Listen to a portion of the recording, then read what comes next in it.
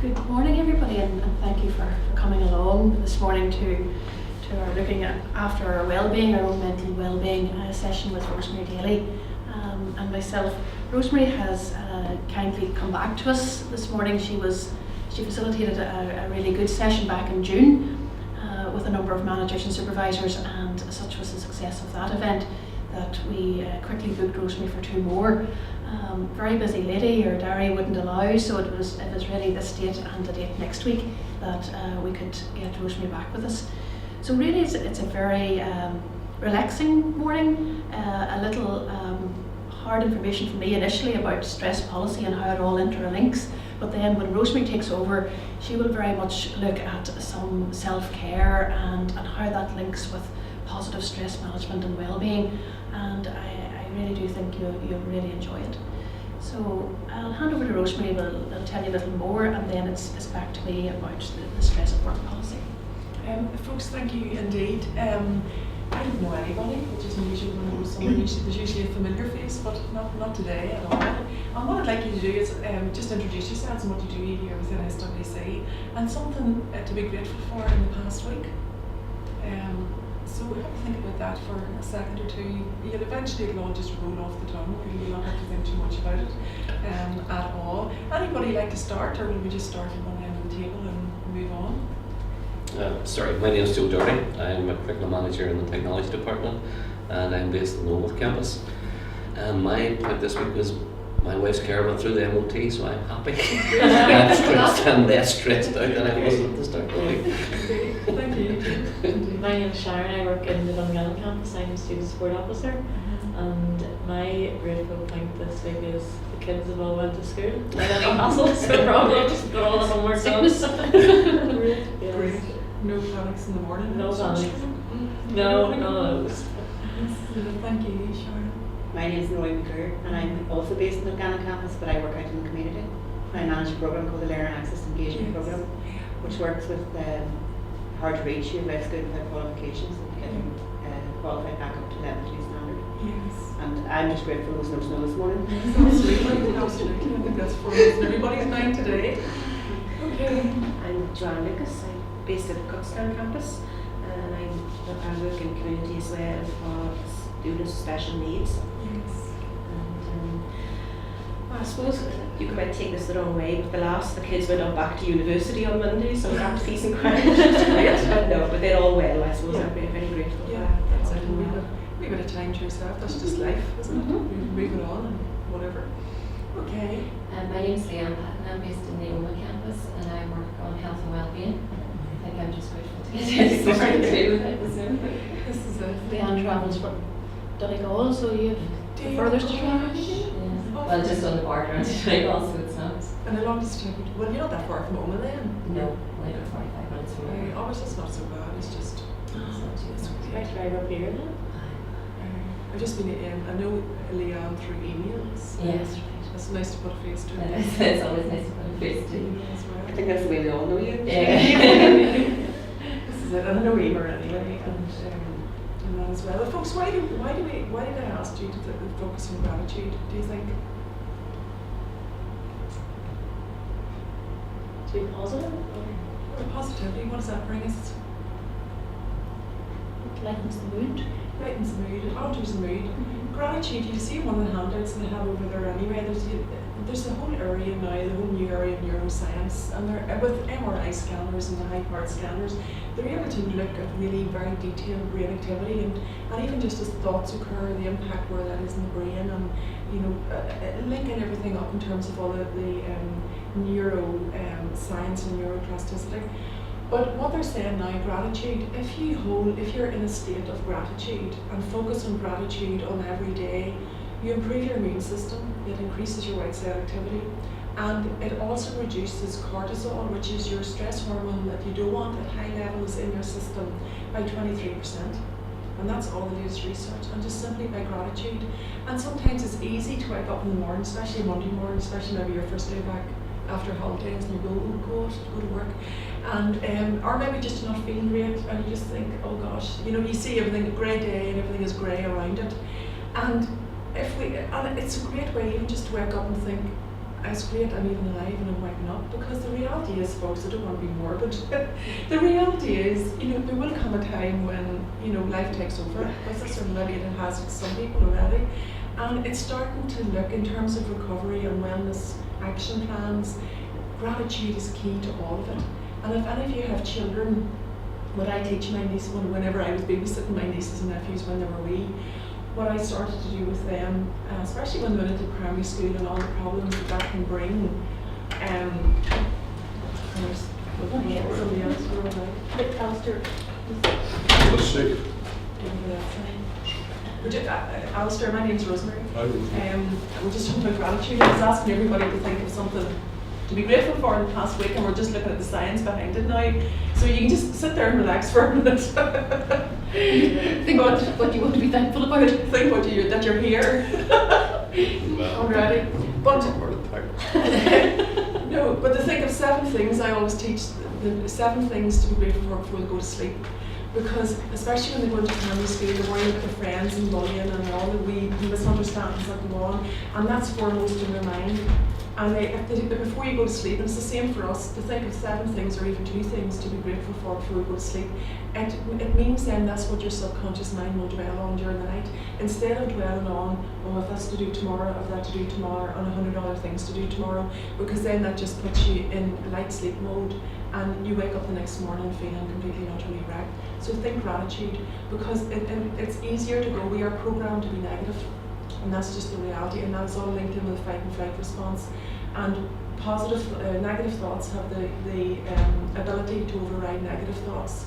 But it's about tuning into that, and about today is about self-awareness and starting to tune in into what's going on with yourselves. Because unless you know what's going on with yourself, you can't do anything about it, and you just continue on doing what you've always done, and you'll always get the same result then. So it's starting to tune into your thinking and thinking, am I slipping into a more negative state? Which is very natural for us and very easy for us to do, but you can reprogram that, because all you have to do then, not all you have to do, but start to change that around into something more positive as well. So that's the other thing I was going to say, the Irish Psychological Society have 40 things for well-being. What do you think are the top 4? Anybody want to hazard a guess?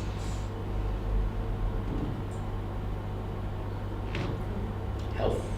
Well, health is a very broad term, Joe. We're thinking more specifics. Things that you do every day. We've talked about one already in terms of gratitude, so that's easy. So you have 3 more to think about. You're actually doing it now, because if you weren't doing it, you'd all be going blue and healing over. Breathing. Your breathing, breath work, which we'll look at a wee bit more as well. And hopefully you had a good night's sleep last night, and we'll talk more about sleep in a minute. Physical exercise. Exercise is at number 5, and diet is actually number 2 as well. And remember, in terms of food is our fuel for the body. It's like you don't put diesel into a petrol car, vice versa. So start to think about what we're feeding our brain and feeding our body with at a mental and physical level, as well. As Socrates once said, or Hippocrates said, let food be your medicine and medicine be your food. In terms of sleep, sleep deprivation can become very stressful for people, as you can imagine. The research now around sleep is if you have 3 nights of disturbed sleep where you're having those interruptions, you're not getting into a deep sleep, by the 3rd morning it's the equivalent of driving as a drunk driver. And they also did research, there's more and more research coming through, but they also did research recently, and they took people who needed 7 hours sleep a night into a sleep lab for a week, and they deprived them by 1 hour a night of sleep. But before that, they did their pre-bloods, their DNA for heart disease, cancer, stroke, and there was a 4th one, diabetes. And they did the bloods, repeated the bloods at the end of the 7 days.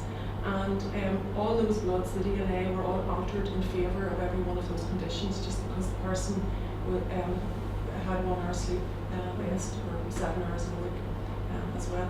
So, and sleep is one of those things that we tend to let go of when we're busy. We think, I can stay up an extra hour and I'll do this or that or the other, especially if you're in Christmas or busy times during your working year as well. But it's important, the sleep deprivation. You all know what it's like, especially if you've all had small children at some stage. You know what it's like when you're up with children a couple of nights in a row or caring for someone. Your brain just isn't functioning as well. So you can imagine that in the long term, the impact that it's having on us as well. Okay, I'll hand over then back to Emer. Okay, folks, I'll take you a quick run through the stress management policy, managing stress at work. Really the aims of the next 10 or 15 minutes are to take you through an overview of the stress management policy, an introduction to the Employee Assistance Programme. We'll take a quick look at the Wellbeing portal, and we will look at what's new for 2015. So just a quick recap here in terms of the revisions to the policy. Back as far as October 2013, Martin Devlin and I sat down and did a desk audit of the current policy at that stage, and it was very evident to us at that very early stage that we needed to make a number of revisions to the policy. We felt, and it was evidence suggested, that the policy was very much in favour of if an employee had a difficulty with pressure or stress, that they were coming to the management or their line manager or their supervisor or HR.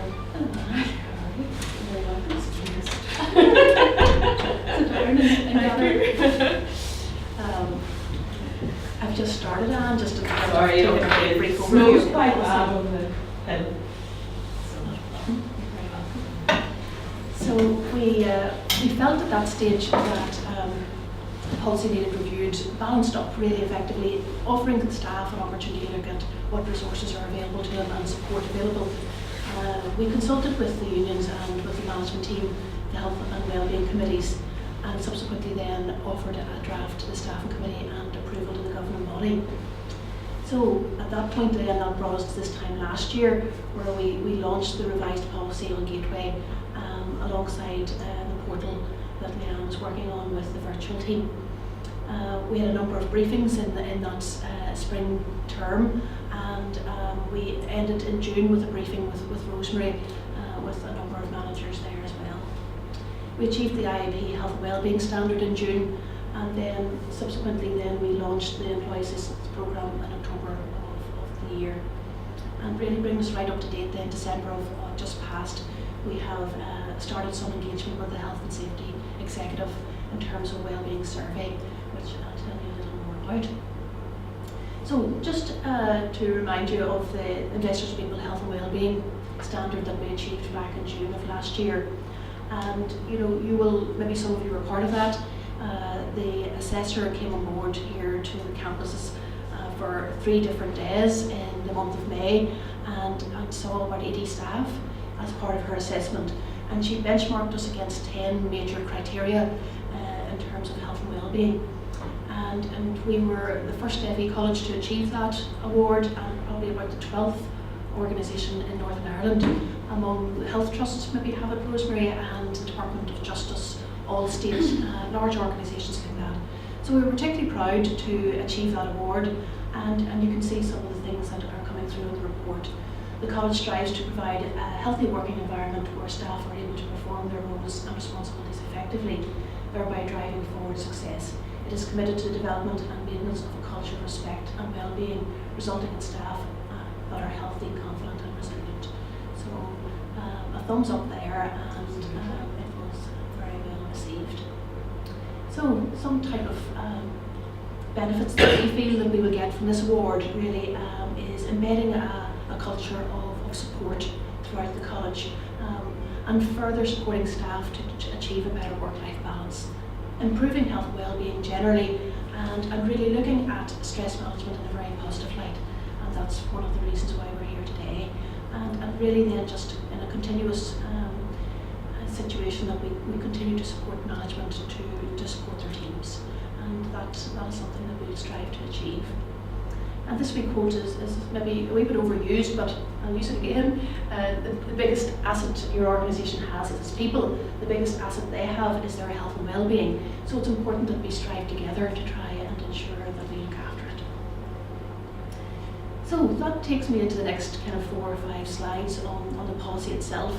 Copies of the policy are here. Maybe you'll pick one up on the break and have a look at it. But in the main, a lot of the next slides are direct lift from the policy. So the policy aim, you will see there, is to reduce the incidence and impact of stress at work through good management of people and activities and provision of information, clear guidance and support.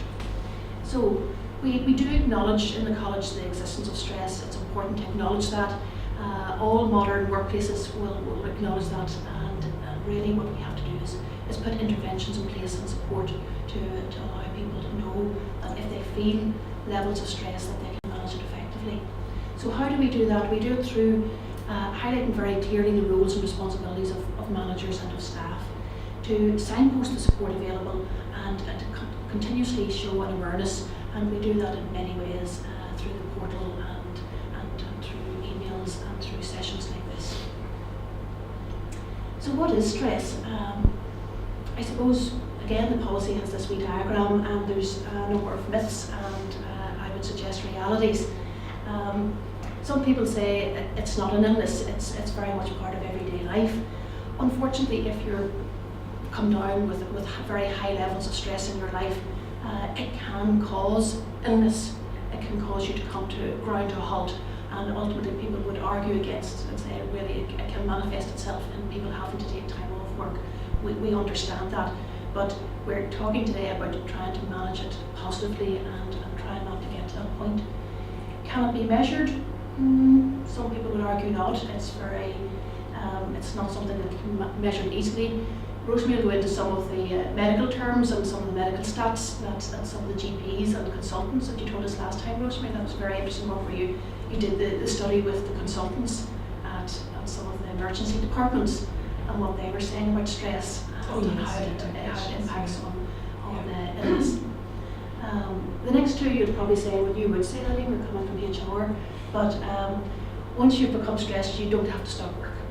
You know, we want to look at a manageable situation, and employers must not talk to staff when they're off with stress. That's not the case either.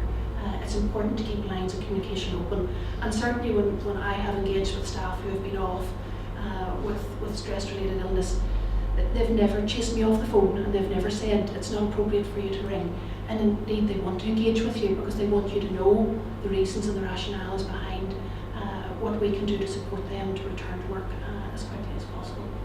So then the roles of the managers and the roles of staff generally. So really today we don't want to focus on your role as a manager or a supervisor, but it's important that you appreciate that maybe you do wear a number of hats. You might have to assess the risk. You might have to offer support to colleagues and to staff and identify training needs and liaise with HR to make sure that support is given.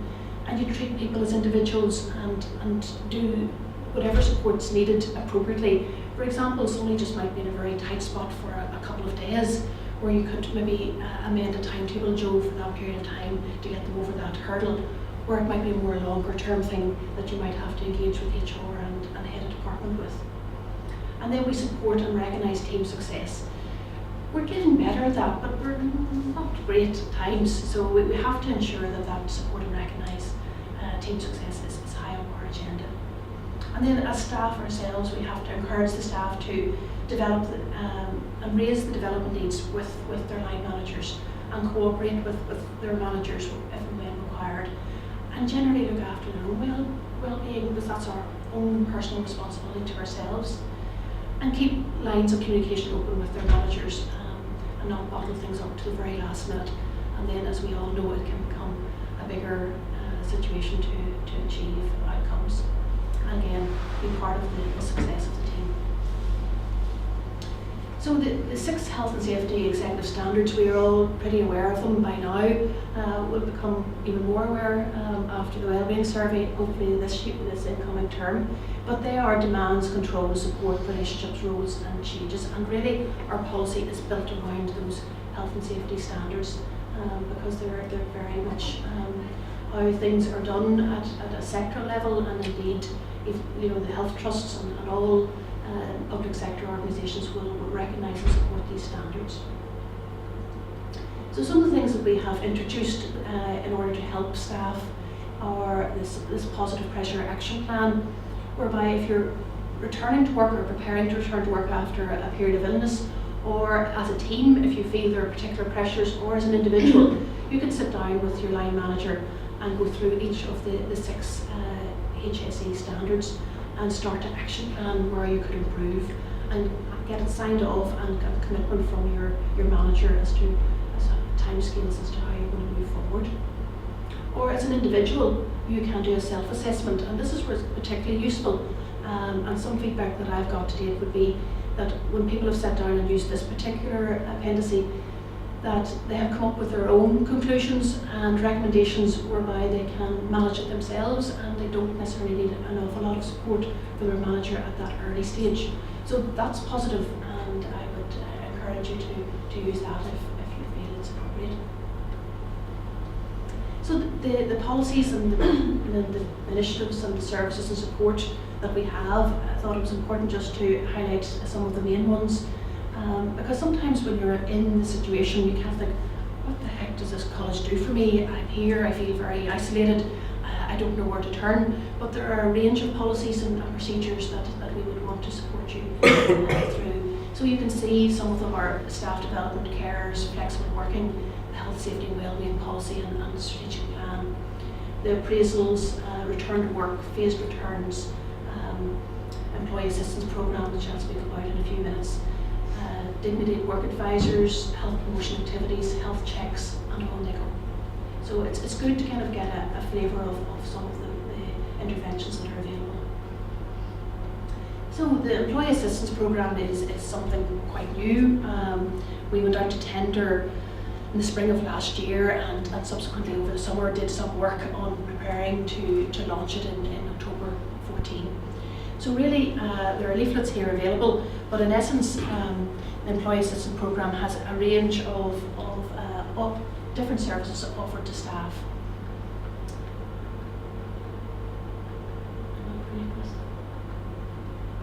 Some slides. But really, this is the services that currently operate within. We have the core counselling service, which is facilitated through Care Call, and all our staff can contact Care Call by self-referral 24/7. So you have that number that if you want to link into the confidential counselling service. Some of the other services are linked here via HR, so you'd contact ourselves in HR and we would then make arrangements if there was a need. So they would include mediation or personal coaching or CBT, return to work coaching, and obviously occupational health sits a wee bit to the side. But those are the main strands that we have as part of our new employee assistance programme. And the final one is stress management. We have critical incident support as well. We have been using it. It has been, some of the feedback has been particularly good in and around the stress management facilitation.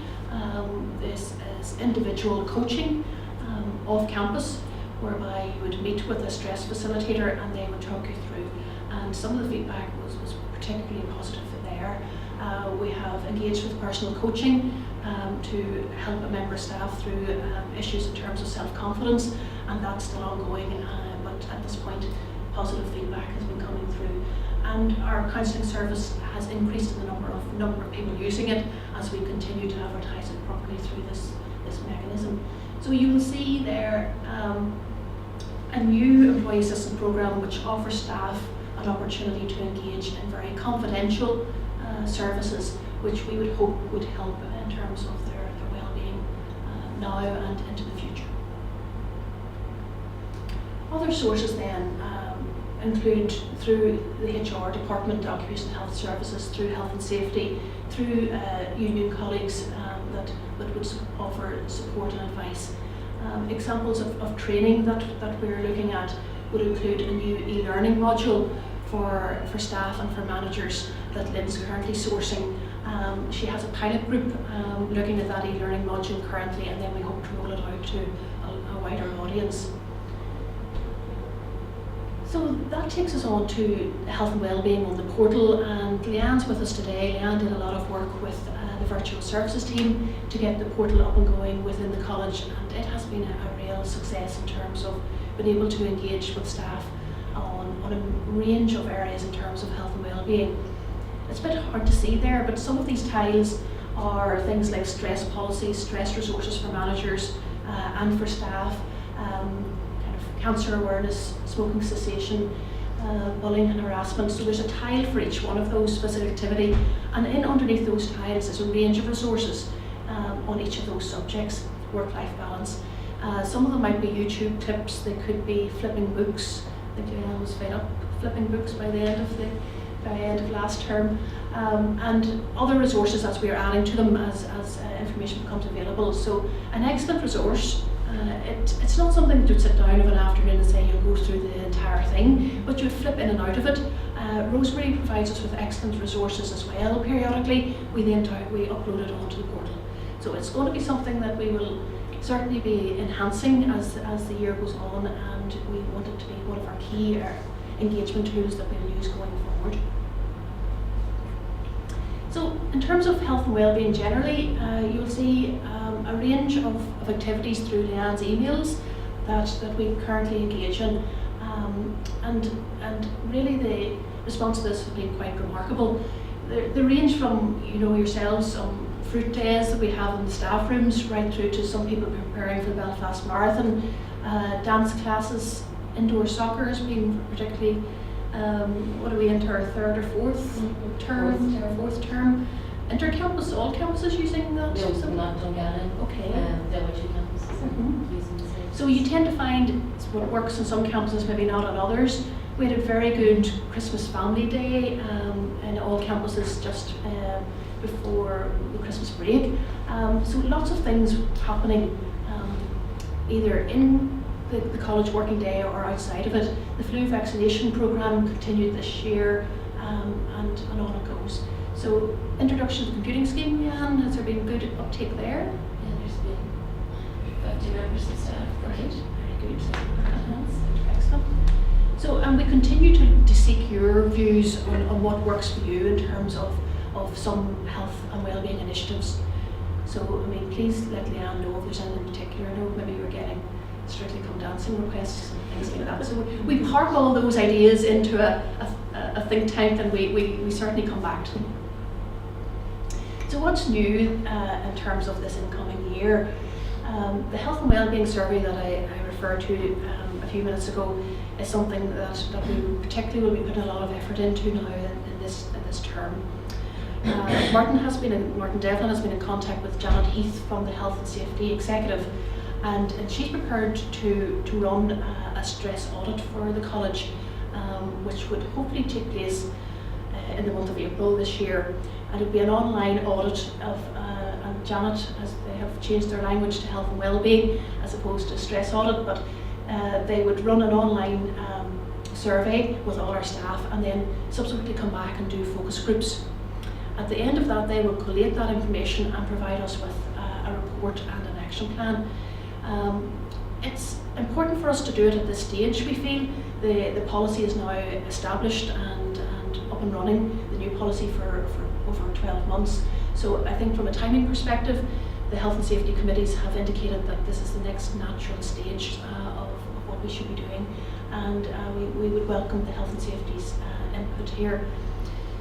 I suppose I should say they're doing it free of charge at this stage. It looks very clear that they will be charging probably in the next year or so. So we're hoping to get in at the right time and get that over with before they put in their charging structures.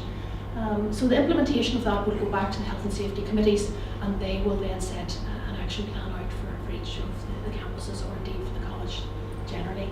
So that'll be a big piece of work coming up now in the number of months, and Martin and I will engage in the early stages of the planning for the survey now in the next number of weeks. I mentioned the e-learning, the stress management online for trainers, training for managers and for staff, and we're in the pilot stage of that, and we do hope to offer that out through the portal as well. And Leanne and Regina and I are currently looking at a health and wellbeing staff development day, which is allocated for the 30th of March. We had a planning session yesterday, so more to be revealed as we get through that. But really, it's important that we focus on fun activities and not so fun activities on that particular day, in terms of what's available, what resources are there for staff and for ourselves in terms of managing our own health and wellbeing, and signposting and engaging with staff throughout that day. So we do hope that that's something that you would certainly avail of. So that's all from me. hopefully that give you a good overview of where the policy is and where the college continues to want to support health and wellbeing and positive stress management. So Rosemary's going to take you through the remainder of the morning in terms of some very interesting information that you have, Rosemary, and some self-help information that certainly in the June session we found very informative. That's grand. Thank you. And I want to say congratulations, because you actually have great support in place and a great framework for health and wellbeing as well, and particularly around care call. We've used care call for years in terms of staff support, and it is a service that is very well used, and I suppose just reinforcing the confidentiality of it, and it is an excellent service. And I know the only feedback we get back at the end of each financial year is the actual cost, and then missed appointments, which are a wee bit of a problem in the last year. So we've been emailing staff, or emailing just general screensavers, just saying, remember, if you're using care call and you're not using your appointment, the cost was £2,000 or something last year, which we didn't want to run into. But the feedback generally is very, very good. And while the feedback is good, the feedback's only in themes. We never get any information whether it's even a directorate, nothing else. All we get are the themes. And usually what we find, it's very rarely that we get a specific work-related stress issue as well. When you dig down into it, usually what you find is it's just there's other vulnerabilities with the individual at that time, and work, it's maybe easier to blame work sometimes than it is to blame maybe what's going on at home or in other aspects of the person's life as well. And then that means that you can target the counselling and the support very, very specifically then to that individual's needs as well. So it was good in that respect, because a lot of the time you're getting the stress certificates in from staff and you're worrying, thinking, oh gosh, what's going on, that this person isn't, that what's going on in that place, this person's being so stressed. But when you actually explore it right down, it isn't as if there's other things going on with individuals as well. It just leaves the individual more vulnerable, and they can't cope then with the pressures of work, or especially if there's changes going on and demands are increasing, or whatever it is as well. To get you into the zone as such, and also just to switch off the stress response, because you've probably all been up this morning at crack of dawn, wondering one thing, worrying about the snow on the roads, and then by the time you even get into work, you're already in that altered zone. How many of you arrive in the car park at work most days and don't know what happened between you left the house and you arrive in the car park? Does that happen to you? Sometimes. Yeah. I think the only piece that I get is driving to the work. Back as long as Stephen Bowen's not on So you're being mindful of your journey then in the mornings? I look forward to that wee journey. Yes, yeah. I can relate to that. Good. This is it, because a lot of the time we get in the car, we just go wherever we're meant to go, and the next thing is you arrive in the car park, and your mind's been all over the place. And already then you're altered in terms of the stress, and then you're coming and facing whatever job you're doing and all the pressures that involves during the day, and as the day goes on, you're up here as well. So it's starting to, there's no rocket science here today, folks. All it is simple reminders to look after ourselves. Because we forget and we get caught up in everything that's going on around us, and we forget that in the core of it all that we are a human being. And the best thing that we can do for ourselves is to remember to be human as well, and to switch it around as well. So when you're driving home today, regardless of the weather, if there's snowing, there's nothing you can do about it.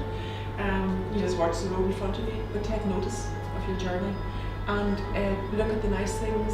I remember driving to work one morning, April time, where cherry blossoms are out, the sun, there's usually a lovely sunrise. And I remember I had about 8-10 miles of a journey, and it was a beautiful morning, and I was watching all these cherry trees all coming out, and there were sheep, just the sun at that time of the year starting to get warm, and you can feel it in your bones. And I remember seeing the sheep in the field, and they were all sitting with their head up looking at the sun, and they were all enjoying it so much. And the next field, the cows were all sitting, and their heads are all up. Now, whether I missed something, there was something going on with the sun, but I thought, isn't that great? And there were I was going into a meeting, and there were 3 people coming to the meeting, which I knew travelled the same route. And of course I was all bubbling about, did you see the sheep and did you see the cherry trees? And they were looking at me as if I had 10 heads. But they saw nothing. They saw nothing on their journey, couldn't tell you one thing about their journey from the left home till they got to work. And that's a missed opportunity. So it's about those small things, folks, that are all the nice things that keep us grounded and keep our stress levels down. So in saying that, what I'd like you to do is just get into a nice relaxed position, a nice supportive position, no slouching. Make sure your lower back is well supported, feet flat on the ground if you can, and your hands on your lap. And then just close your eyes, because we're all subconscious of what everybody else is doing in the room or who's looking at us. And just close your eyes and just quieten your breathing and quieten what's going on in your head at this moment in time. And just take a nice deep breath in through your nose and out through your mouth. And as you're breathing out, just imagine you're breathing out any tension, anything that you're worrying about. Imagine that you're just breathing it out of your body at this moment in time. And all the time, just focus on your breathing, nice and soft.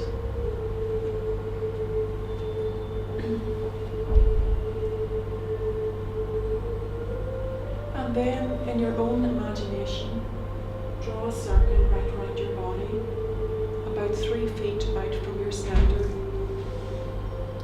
And imagine that the space that is created by that circle is filled with colour. It can be any colour of your choice. It can be a whole kaleidoscope of colours, matching in with the rainbow.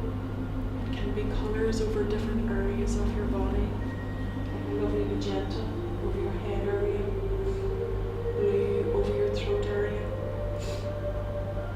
green over your chest area, merging into yellows over your upper abdomen, oranges over your lower abdomen, and reds. And imagine that colour filling every aspect of that space. And imagine the colours, and the vibrancy of the colours, and the energy that they create, that is almost touching off your skin, but touching off your skin in a lovely soft way, or comforting way, like a lovely blanket. And imagine that space is just like a safe space for you, that you can call upon at any time. It's there for you, just like your comfort blanket. And all the time, just focus on your breathing, nice and soft, and focus on the colours and the energy that they are creating right around your body. And imagine just any particular worry or concern that you've left at home this morning. Imagine letting it go into that space and being parked there for a while. Just to give you time to deal with it, and the energy maybe to deal with it on a later stage. And all the time just thinking of those colours and your breathing and the softness of the blanket right around your body, the softness of that safe space that you have now created.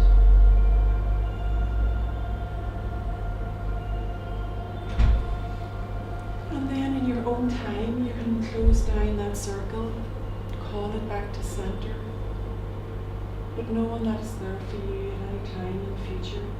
All you have to do is just think about it. And then in your own time, just open your eyes and bring your attention back to the room. And yawn or stretch, or whatever you wish to do. Now, we'll do the opposites then, let's see. Okay. I know for some people, we've gone the opposite. For some people that's easier than others, and it's a skill. But what happens whenever we introduce something new is your subconscious mind rejects it, and you get the old thing in your head going, that's a load of bunkum, like what are you doing that for, as well. But a meditative exercise like that, which only lasts about 2 minutes, has great benefits for the frontal lobe. of our brain, and we can see it now. If I had a mobile MRI scanner and had you all on that, you would actually see that the wee lights all coming on in the frontal lobe of the brain as well. Whenever we talk about stress and we talk about the brain function as well, there's two glands at the back of the base of the brainstem, amygdala and the hippocampus. And whenever we're stressed, they shrink. And the more cortisol we produce in the body, the more they shrink. And if we're depressed and anxious, the more they shrink. And by doing meditation or exercises like that, it helps to improve the function and enlarge those glands, as well as the whole area of the frontal lobe as well. 2 minutes, folks. If any of you would do anything like that in your day, in your week, anybody? Nobody at all. We work on a 24-hour clock, and probably a lot of you are at work a lot of that time, maybe, well, at least 8 hours anyway. If we can't give 2 minutes to ourselves in the day, there's something very wrong. And there's a school of thought that says as well that if you want to introduce anything new into your life, you have to practice it about 21 times. Now, where they got 21 from, I don't know. But anyway, that's what they say. So it is important that, things that you take away, it's up to yourself what you take away from today. But it also is important that to build your toolbox of coping strategies. And all the wee things that we're doing this morning are all simple coping strategies that we have forgotten to do as well. So try that one out, give yourself permission to try things out, and remember we have an obligation to look after ourselves. And if we can't, you've got all this lovely framework in place and all the support that you need in terms of your working day, but what can you do for yourself to get the benefit of that and a lot more? So start to think about that for yourselves. Meditation isn't anything religious. All it is just quieting the mind. It's just a tool. It's actually a mindfulness exercise, which we'll be looking a wee bit more at later on as well. So we'll build other wee things in throughout the morning for you as well. So let's see, move on. So folks, the purpose of this morning is just to reinforce, I suppose, the message to keep ourselves well. And you have the great support system, as I said there, within the college framework, for doing that as well. And then all the other things that we can actually build in around that for ourselves as well. Just look at these objectives and see. And again, a lot of this stuff you probably all know anyway, but what we want to do is just remind ourselves of the causes of stress, remind ourselves of the impact of stress in terms of ourselves at an individual level. And also then to look at our own coping strategies around that, and also then just to look at, because if you're feeling better yourself, you're in a better position to help others around you, and you're in a better position to get the best value out of your day. Because remember, in terms of stress, that it's all about controlling our environment, it's about controlling our thinking, it's about controlling and being more aware of what's pushing our buttons, what's going on around us, and what the simple things that we can put in place to allow us to have a more balanced life, and a life where we have more positive relationships and we're getting value out of our lives as well. So I know the snow's going on behind me in the background, and you can see the distractions in the room around that as well. Test for us. Well, this is it. What I meant to say as well was that in terms of work, I should say, we spend about 60% of our waking hours at work. New Economics Foundation now reckon that we spend in our lifetime about 100,000 hours at work.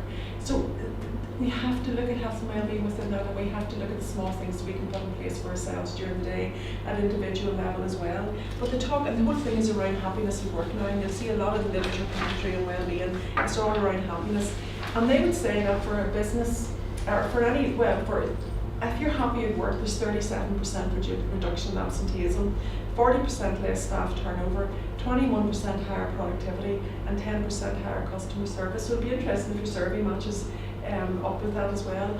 And the New Economics Foundation will reckon that for a company or a business of say 250 employees who would have above average happiness, that you're actually saving $500,000 a year as well. So we have all of that now as well, all around that. Where am I?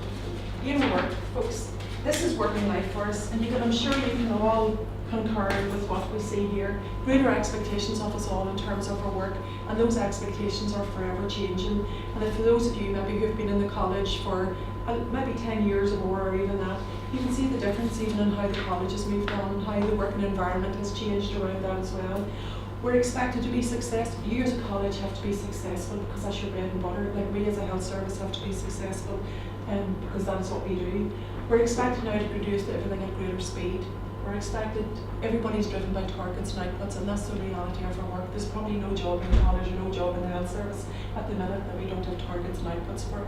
Some of the businesses that I work for or work with, you walk in the front door and their targets are up on a big plasma screen and how they're doing.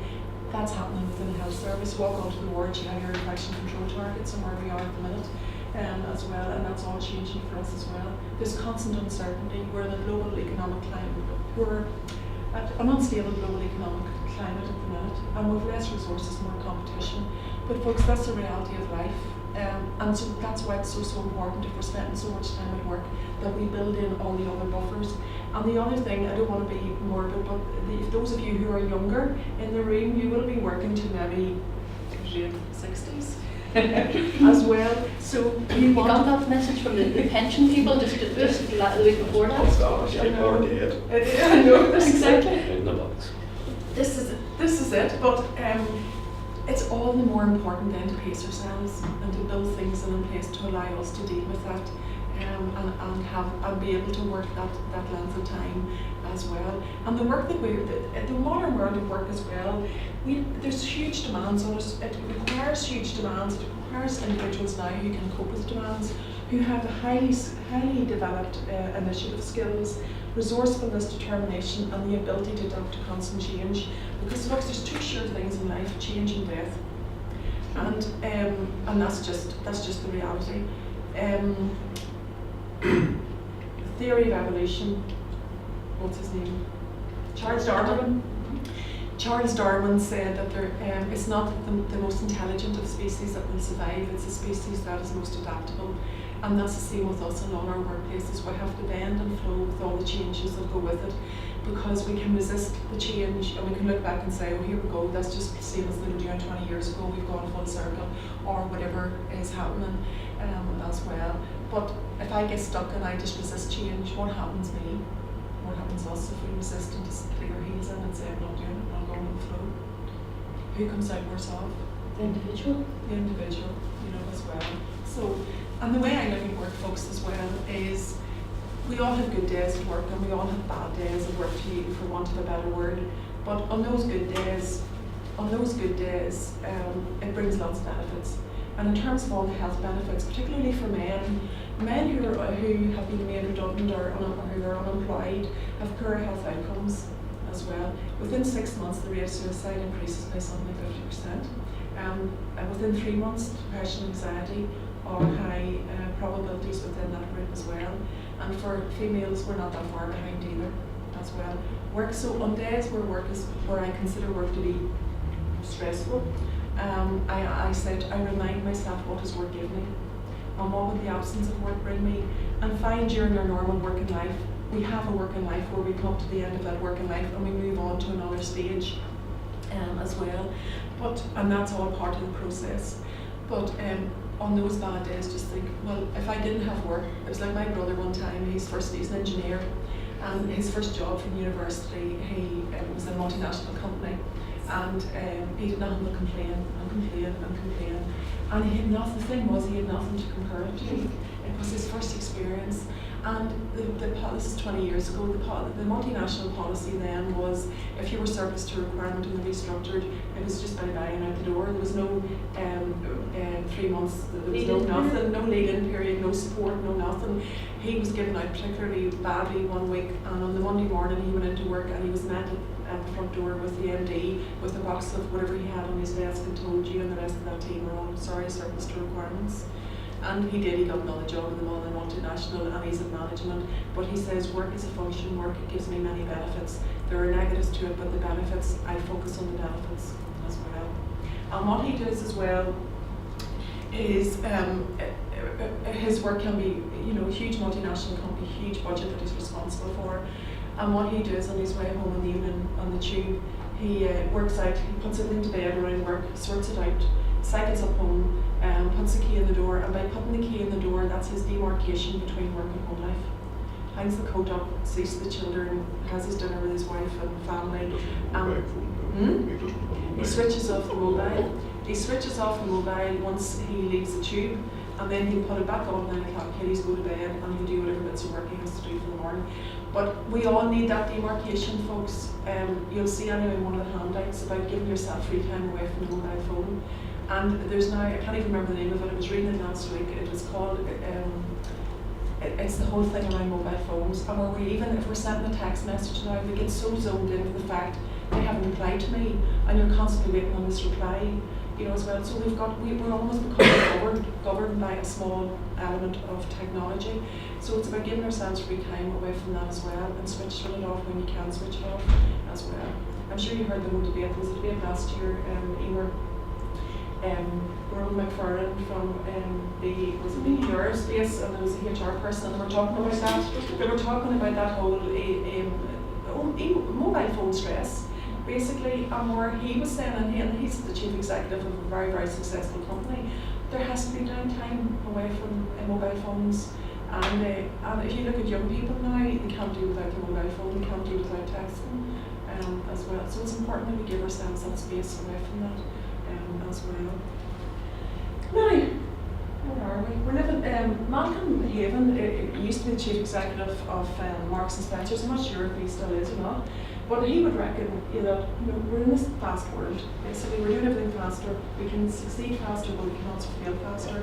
And we're doing everything that fast, we don't even make a difference anymore. And we're doing more, but we never seem to get enough done. When do you ever get through your to-do lists? The to-do lists just constantly build up and build up and build up as well. And he would reckon then that within that there's the risk of 99% perspiration and 1% inspiration.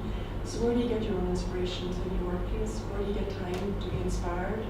Where do you get time to be creative within that, to think about what went well this year, what didn't go well this year, what can you put in place next year for yourselves, for your teams, to try and address all of this as well. So it is important to consider all of that. John Ruskin, way back in 1849, visionary man, he said for people to be happy in the work, they did three things. You must be fit for it, you must have a sense of success in it, and you mustn't do too much of it as well. Would you agree that still applies today as well? You know, so it was great that he was doing that. We're going to do a wee exercise in a minute. What I'm going to do first of all, folks, is just a breathing exercise with you.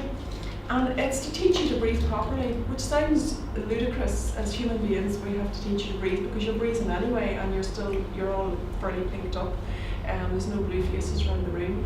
So it is important that we start to look at our breathing technique. What happens when the more stressed we get during the day? What happens in our breathing? It's a bit shorter and shallower. It's shorter and shallower, and we get into a state of hyperventilation as well, which means that the engine is choking, you're choking the engine, you're depriving the engine basically of its main fuel.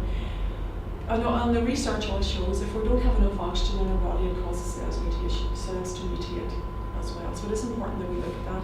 Do you find about 11 o'clock in the morning you're down for your cup of coffee and you're almost in a state of air hunger where every now and again you're taking a big deep breath or a sigh, and that is your body saying to you, here, come on, get me some more oxygen. It's not saying get me more caffeine, because that's just the adrenaline going within us as well. So it's important that we teach as our first step in stress management that you focus in on your breath work, because if you're breathing properly and get out of that hyperventilation state, you are switching off the stress response as well. So what I'd like you to do, just without altering your breathing in any way, I'd like you to put your hand between basically your throat and your belly button as to how deep your current breath is. So without changing anything, just tune in and place your hand then somewhere along here as to how deep you feel your current breath is.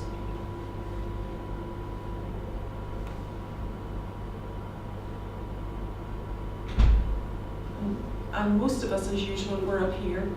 We're using the upper parts of our lungs, which is grand, which is adult breathing, just hyper state of breathing. And what we need to do is, once you're aware of that, you can do something about it. It's not that you have to walk around all day taking big deep breaths, because you'll heal over, because you'll upset the carbon dioxide and oxygen balance in your brain. But what we would recommend is that every hour you just take about 10 deep breaths as well. If you find that you're getting up, you're getting altered, tune into your breathing and see what it's like and take a few deep breaths. And it doesn't mean it takes away from your work. You can do it down the corridor when you're walking, you can do it in the classroom, you can do it in your office, you can do it wherever. It doesn't matter. All it is about tuning into your breathing as well. And what I'd like you to do, just to do that at the minute, is imagine when you're breathing in that you're filling your lungs from the bottom up. Same with a jug. If you fill a jug, you're filling the jug from the bottom up, you're not filling the jug from the top down. So you imagine that you're filling your lungs from the base of your lungs right up. And I'd like you to place your hand on your belly button. And what we're going to do is some abdominal breathing. And remember, our abdomen is divided up between the thoracic and abdominal cavity is the diaphragm. In that hyperventilation state that some of you are breathing at the minute, the diaphragm is only moving down about 5/8 of an inch. So it means that the capacity for your lungs to take in oxygen is very much reduced. Whenever you take a proper deep breath, your diaphragm flattens and it moves down about 3 inches. And in doing so, it increases the surface area of the lung and increases the volume of oxygen that the lungs can bring in. So it means that the system is working more efficiently. So hands on the belly button and then just close your eyes and imagine as you're breathing in, you are filling your lungs from the bottom up. And as you breathe in, as your abdomen flattens, your hands should be pushed away. And your shoulders stay the same, and as you relax your breathing and breathe out again, your hand moves back. So as you breathe in, your hand is pushed away because your belly button, your abdomen is pushing it away. And as you breathe out, your hand relaxes back into that position again.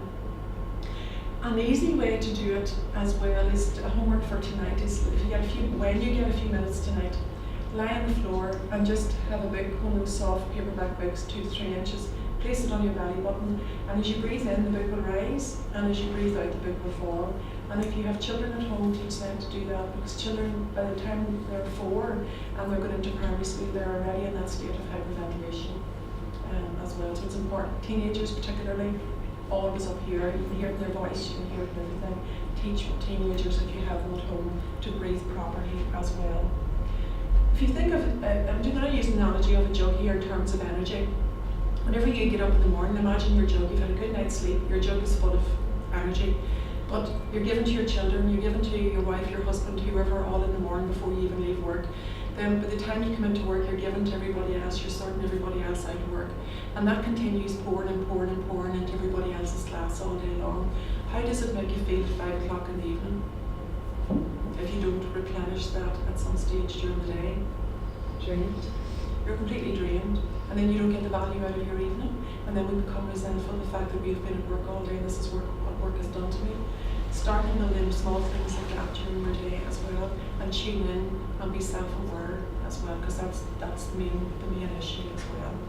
I'm going to give you out what we call the balance wheel, and this is just an individual exercise, and basically what I would like you to do, we've tried to highlight the different aspects or parts of our lives in different segments, and we're going to give it a score of between 1 and 5. So obviously 1 is a low score and 5 is a very high score. So say for instance, I'm very happy with my social life, I would score it at 5. If I wasn't very happy with my level of current physical activity, I would score it as a 1. So you just tell me not to. So take a few minutes to yourselves just to have a look at that and just put a mark in each of the segments in terms of your score. Or dot, put a dot actually, and then what we can do at the very end is just join up your dots when you've worked through all the segments.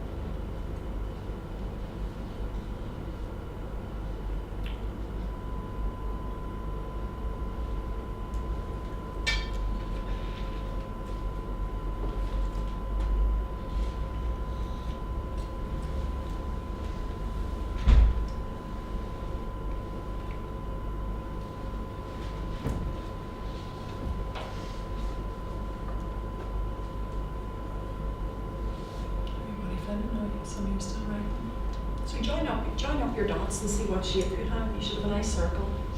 The problem is it's not concentric to the bonus here.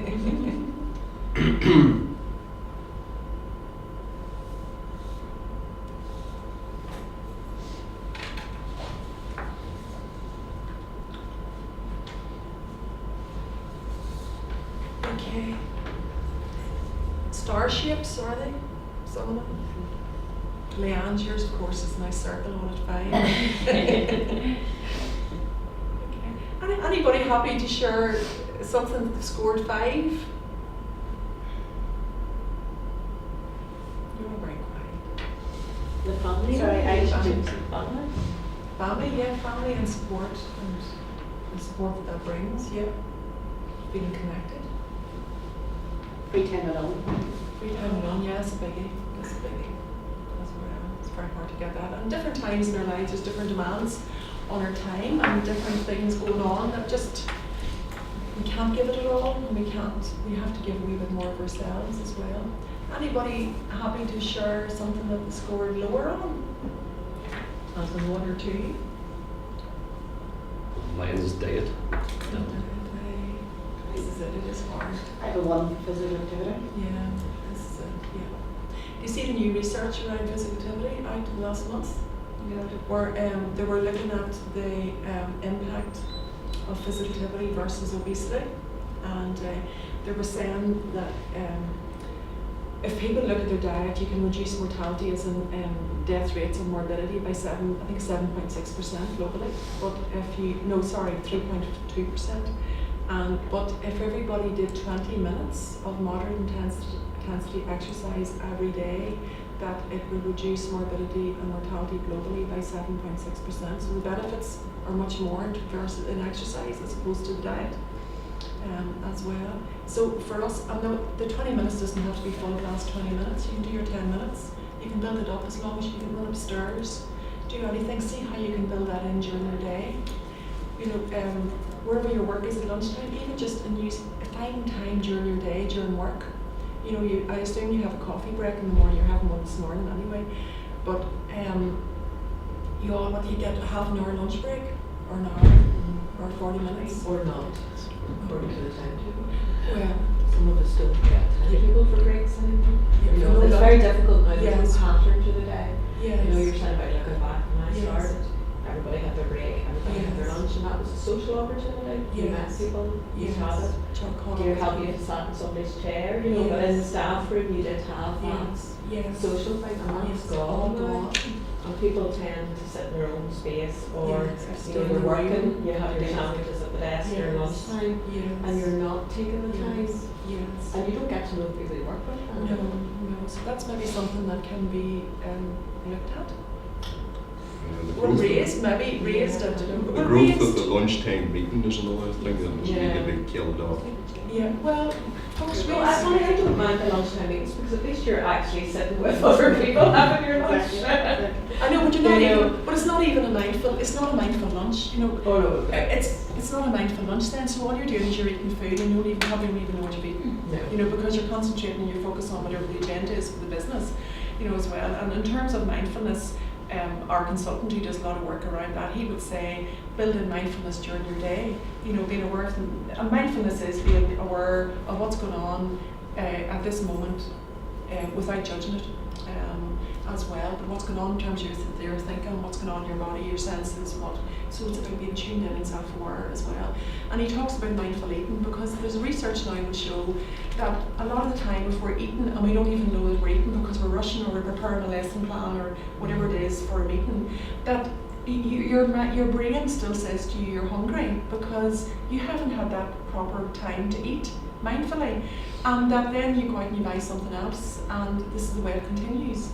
And what he talks about mindful lunches is where you actually sit down and if you even have a quiet few minutes with someone or for yourself, it's just be mindful of what you're eating and being mindful, you know, if you're eating a sandwich, you know what it tastes like, what the colours are in, the sensations, the different flavours, all of those things. And the more you tune in, it sounds ridiculous, but folks, I'm not telling you anything that isn't evidence-based and research-based. If you go on any course in mindfulness, what they'll start and say is look for the opportunities for mindfulness and look at how we are mindless during the day probably most of us are mindless in our breakfast if we have one in the morning, because you're throwing it into because it's just something to do before you get into the car to go to work. You're not really paying much heed to it as well. It's the same with lunch as well. And if, you know, fine, we don't always get lunches, but when you do have the opportunity for a lunch, to make it a mindful lunch, because you get far better value out of your food, and your body will feel mentally and physically satisfied as well. He also talks about another opportunity, even for those of you like me who still do dishes, wash dishes, not putting the button on with the dishwasher. He talks about mindful washing the dishes, because what are we doing when we're doing the dishes? We're rushing through them, we're probably thinking of the school runs, all the other things that we have to do, or whatever our business is that evening. And to take that time with washing the dishes, that you're actually washing it. It's like the old furry ad, for anybody remembers, it's way beyond some of your time. But that you're actually looking at feeling the temperature of the water, the softness of the bubbles, what's on the plates, the texture of the plates, the different designs, the different utensils, the saucepans, all of those things. If you concentrate on that, it automatically switches off the stress response. So there are all those simple things that we have all forgotten in the busyness and the rushing that we do from we get up in the morning literally till we go to bed at night as well. So start and build those things in. And I know I give out in our work about lunchtime meetings. They don't happen that often, and finally if they happen you go and you deal with it as well. But it's not to get a habit of it. It's just not good, because we need that time during the day. You're all in left brain work all day long. You need that balance at lunchtime to have a proper lunch. Number one, because that is the fuel for your afternoon. And the research all shows anyway, if you have working lunches or don't have a lunch break, productivity in the afternoon goes down anyway. Your energy drains about 3 o'clock in the afternoon, and you're thinking another cup of coffee, and the caffeine will keep me going to 5 o'clock as well. So start to think about what you can do. And zone in the positives for yourselves as well. For those of you who can get a half-hour lunch break or whatever it is as well, go out and go for a walk. Do a 5-minute walk at lunchtime. Take time for yourself. Nobody's standing over you saying you have to stay at your desk. Take that time. I never stay, unless I'm on the road, I never stay in at lunchtime. We have nice grounds. You have reasonably good, some nice area around here. I don't know what home is like. But I never stay in at my lunchtime, and it's not that I'm antisocial. If it's somebody's birthday or something special going on, I will stay. But I might be car, even if it's a day like that, I'll be up in the car listening to the radio, not Stephen Nolan or Talkback. I'll be listening to Nerd FM or something. And that is my time, my protected time for me to recharge my batteries, to allow me to get on with my work in the afternoon. And that is the bulk of my lunch breaks. It's not maybe once, twice a week I'm on the road. And even if I'm on the road driving somewhere, I'll have my lunch in the car and I'll pull into the lake or somewhere nice and spend 5 minutes and go on as well. Start and build, see opportunities in your day, folks. Build opportunities in, because nobody's going to do it for you. And maybe start and demand some of them as well. That's right. So what I'd like you to do with that, and if you did that maybe in 6 months' time, maybe it would be more positive for you as well. But what I'd like you to do is sign and date it today. I'm not into New Year resolutions, but we're early enough in a year anyway to start to think forward and think about our own health and well-being. Just sign your name and your date, put today's date on it, and put it somewhere safe and have a look at it. From today, even think about one thing that you can do for yourself, one small thing that will keep you going, and it's your stepping stone. And revisit that in 3 months' time, maybe with a different colour pen, and look at it and see if there's any difference. And remember, in terms of goal setting, we overestimate what we can achieve in a year and underestimate what we can achieve in 3 months. So 3 months, bless you, so 3 months can make a big difference in any of our lives in terms of health improvement as well. Okay, I'm going to give you just a wee questionnaire, and remind me then, I'll tell you about your docs and your hearts. This is just a wee questionnaire, again, it's just really to a wee bit of reflection and a wee bit of quiet time, because you don't get it during your day. And I'll tell you the scoring when you have it done. You want to see that in there? Come on in. There's a draft. Yes. Oh, is it the air conditioning? Yeah. Where is this it here? I think so. I think you turn the temperature up, please. I don't want to put it down. No, I think the temperature up, but then not stop. Well, I didn't Put the temperature up. turn off, or we got that. Just a minute.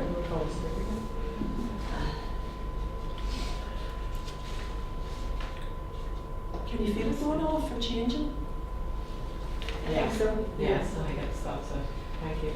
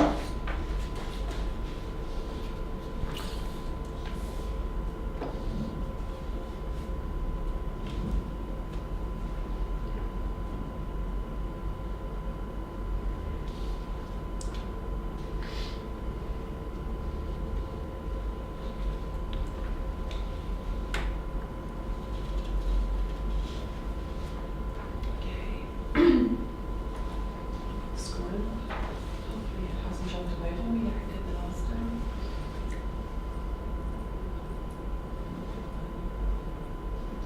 It's not too bad.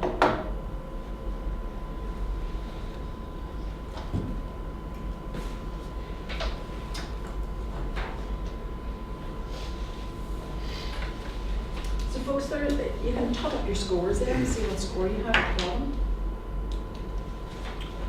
And then this is just your work genie.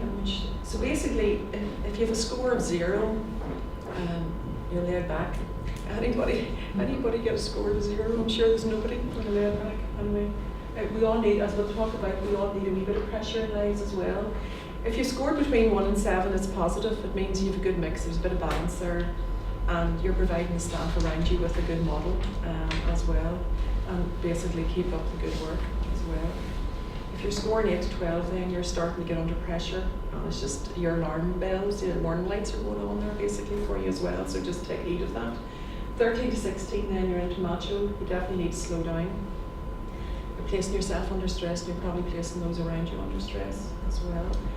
Because often then the message that we give is that everybody else starts to feel that they should be working at the same level as you as well. And then if you're 17 plus, well then I don't know what you are, you're super paralelian. Definitely need to slow down. Probably working a lot out of your ego at that stage as well. And there's more to life than work. Basically, work creates a function. Work is there for us. Work is there to be enjoyed and to be creative and to meet some of our needs, but not all of our needs. And that's what you can have to think about. Anybody happy to say their score? Mine's 8. Yeah, Brilliant.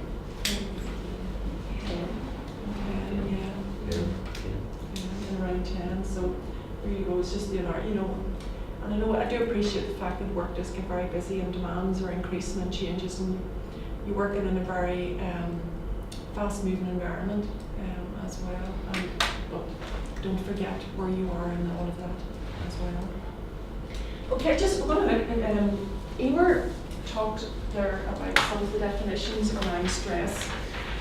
And in your policy, you know, it's between different stream demands and resources. But we have to remember as well, it's the whole use of the language around stress. Is it pressure? Is it strain? And a lot of the time we'll say, well, I'm stressed and stressed and stressed.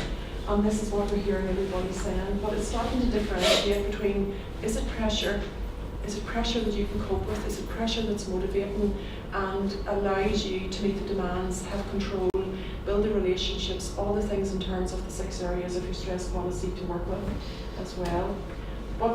And it's also about when perceived pressure exceeds our ability to cope, and we'll look at that a wee bit more in a minute. Real demands, those demands also can be the demands that we place on ourselves as individuals beyond our work life. And we have to recognise, because sometimes what happens is when the demands increase, we feel that there's absolutely no resources, and we lose the sense of control within that. But each one of us have our own internal resources. Give me an example of your own internal resources, you as an individual.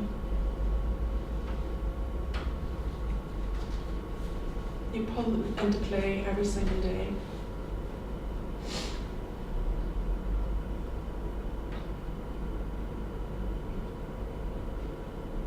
your personal strengths, would that be one?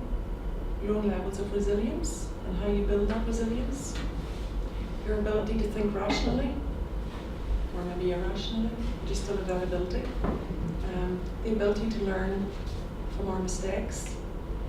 The ability to lay down new memory, linked in with associative memory as well.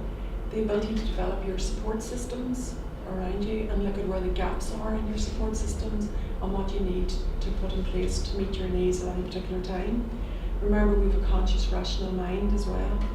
And we have the ability to build rapport, and we have the ability to build empathy as well. And we should have hope, and we should have optimism, and we should have resourcefulness. Hope and optimism, I was just reading this article yesterday and I dropped down some of the notes for you.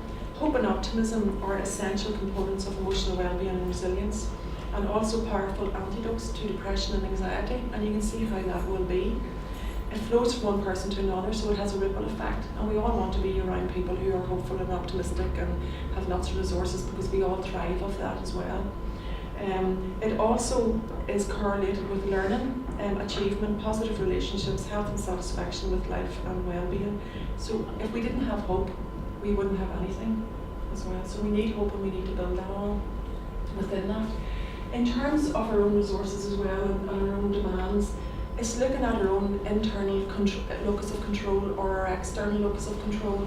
And they, in different individuals, one will be more dominant than the other. Say for instance, I have a very well formed internal locus of control. I will get up every day, I'll be hopeful, I'll be optimistic about my day, I'll be fairly confident that I'll be able to achieve my goals that I've set for that day. And if things go wrong, I'll be able to reflect on it, I'll learn from it, I'll put new things in place to allow me to deal with that and get on with it. And I feel a sense of control and power myself, my own internal power. If I have a very well developed external locus of control, it's the exact opposite. Something goes wrong with me today, I'll blame everybody, I'll blame all you in the room. I'll become the victim, it's everybody else's fault. I'll use language like this always happens to me, and I never learn from my mistakes or challenges as well. And sometimes in different states in our lives or different times of pressure, we dip in and out. And I'm sure you work, and you can see that in the students, and you can see that with people around you, where there are differences in that somebody will just get up and get on with it, and other people then become the victim, and it's your fault and it's everybody else's fault. So start and recognise within yourselves that sometimes you slip in and out of those states, and start and recognise that yes, you have lots of internal resources. Because if you wake up and think, I have no internal resources, how are you going to get through any day? So start to reflect on the internal resources that you have as an individual and as a human being as well. Now, adverse reaction, this is the HSE guidance, the adverse reaction people have to excessive pressures. And there's a new definition out now actually from Wilson and Raven, which says a mental or physical response to an individual, by an individual to an inappropriate level of pressure, whether it is real or perceived as well. Stress in itself, the word stress, as maybe some of you know anyway, was originally devised as a civil engineering term. So it was around when they were building the big buildings, you know how much stress the frames could take to stabilise the buildings. And it has evolved then into sort of our language in terms of our workplaces and life generally as well. But stress in itself it can be motivating. You can break it down into good stress, bad stress, or eustress, distress. And itself, none of us is the pressure, so start and think about what's the difference in stress and pressure. And to me, pressure is when you're able to meet the demands, you're in control, you have the resources to get on with your day and daily, and you're achieving within that. Whenever that pressure starts to increase, and for some reason maybe the demands increase, but you don't have the internal resources to deal with the increased demand, that's when it slips over into stress. And then what you don't want to happen is get into a state of distress, where your body and mind is in disharmony, and it's starting basically to give out, and you're starting to feel unwell because it's having a whole range of physiological and psychological implications. Is not. Stress or pressure is inevitable, distress is not. And don't wait until your back is against the wall, and where a lot of people do. It's like whenever Emer was mentioning one of the consultants, the cardiologist was telling me in his outpatient clinic, he had for the whole quarter, there was not a lot of people coming through obviously they were referred into cardiology with chest pain, maybe a regular heartbeat and whatnot. And when they actually sat down, like they did all their tests and everything was normal, and when they actually sat down and talked to the people, it was the stresses of life basically that just got on top of them, and they were starting to manifest all these physical symptoms. And the main pressures, of course, were what's going on in life with them were divorces and separations, teenagers, losing jobs, the economic climate, the pressures people were under financially, and a lot of them were presenting as road rage as well, where they just were at their breaking point and they just were using the car and the travel as basically their element to get rid of their rage. And men, in particular, in terms of gender, females tend to do a wee bit better in that we will talk a wee bit more about it. Men tend to, in terms of dealing with anxiety and that, they tend to use things like road rage and the more mistaken behaviours to try and dissipate what they're feeling as opposed to females, and that's just the whole gender element of that as well. We're nearly at coffee. I think it's literally on its way. It's literally on its way. But what we'll do is I'm way behind. I don't know what's happening. We're stressed. I'm not getting stressed about it. I'll tell you about this in case I do forget. Bibliotherapy, has anybody heard of it? Sorry, what was it? Bibliotherapy? Diane, have you seen it with Western Trust? Yeah. You've got their resources up there. Yeah. I've left some there for you. Bibliotherapy was set up by us a number of years ago. It was based on a UK model where it's around self-awareness. It's a list of books that have all been recommended by psychology. Dealing anything from phobias to right through to abuse, coping with chronic fatigue, all of those things were all included. These books were bought for every library in Northern Ireland. And the original scheme was, say for instance, I have developed an anxiety disorder and I've decided I'm going to go see about this and get the GP and get myself some support. I went to the GP, and the old days would have gone into the GP, said I've got an anxiety disorder, explored it, and he or she would have written a prescription. Whereas now if I go in and they do their assessment, whether it's mild to moderate anxiety, mild to moderate depression, whatever it is, the GP then would say, look, there's a range of good books, or he would have written a prescription for the book instead to get away from the prescribing. And then you would have taken your prescription off the local library and they would have gone and got you the book, and you read your book and then went back to your GP to discuss further. People, when we did the evaluation of it, there was a whole stigma around going up to the library staff, even though all the library staff right across Northern Ireland were trained up in the whole area of mental health. The people still felt a bit awkward about it. So what we do now is just hand out these, just have them everywhere, tell people that there's a bibliotherapy or self-care section in each of the libraries in Northern Ireland. It's usually opposite the reception desk, just a carousel, and you'll find all of these books that are listed in here are all in it as well. And to me, they're all good reading for every one of us, just to get through. I've read, there's a couple of new books just in the last couple of months, and I haven't got around to going to the library to read them, but I've read every one of the books in it, and it's a good recommendation that all of us should read the books, because they're just good books to help us to deal with everyday life as well. There's nothing else about them as well. So all you do now, all you want, I'm leaving that pack there with you, and if you just want to go to the library, look at the self-care section or bibliotherapy, lift a book out and book it out the normal way, and just read around, because by reading it, folks, you're in education, reading is knowledge, as well. And sometimes when we're in that state maybe of anxiety and feeling very stressed, you need something to calm ourselves and to realise, and the hope and optimism that I talked about, is the realisation that you know that there's a lot of other people. It's a perfectly normal feeling. Lots of people, millions of people in the world feel the exact same way, because when we're trying to do it and manage it on our own, we think we're the only one, and we're the only one experiencing this. And that in itself generates such an isolation, and it becomes self-perpetuating then as well. So good reading for all of us, so you can leave that and leave those there. There's also the stress booklets. Leanne, I'm sure you've loads of those as well. I'll leave those for you. They're a good wee booklet as well, because it gives you the opportunity to set some goals for yourselves within that, and then reflect it and personalise it for yourselves as well. So all the week, again folks, it's just about all the small things that we can do for ourselves to help us get through the day.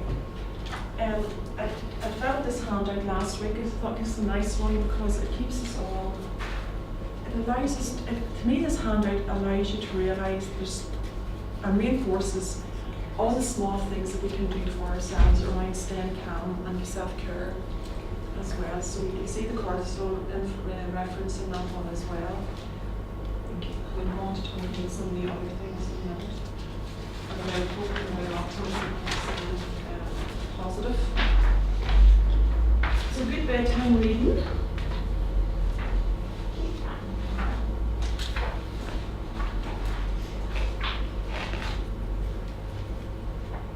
And talking about mindfulness, I'll pull this together for you as well. Just 6 tips to mindfully make the most of your day.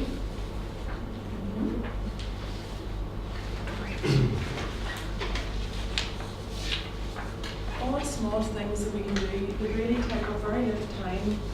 All it is about a commitment to yourselves to look after yourselves.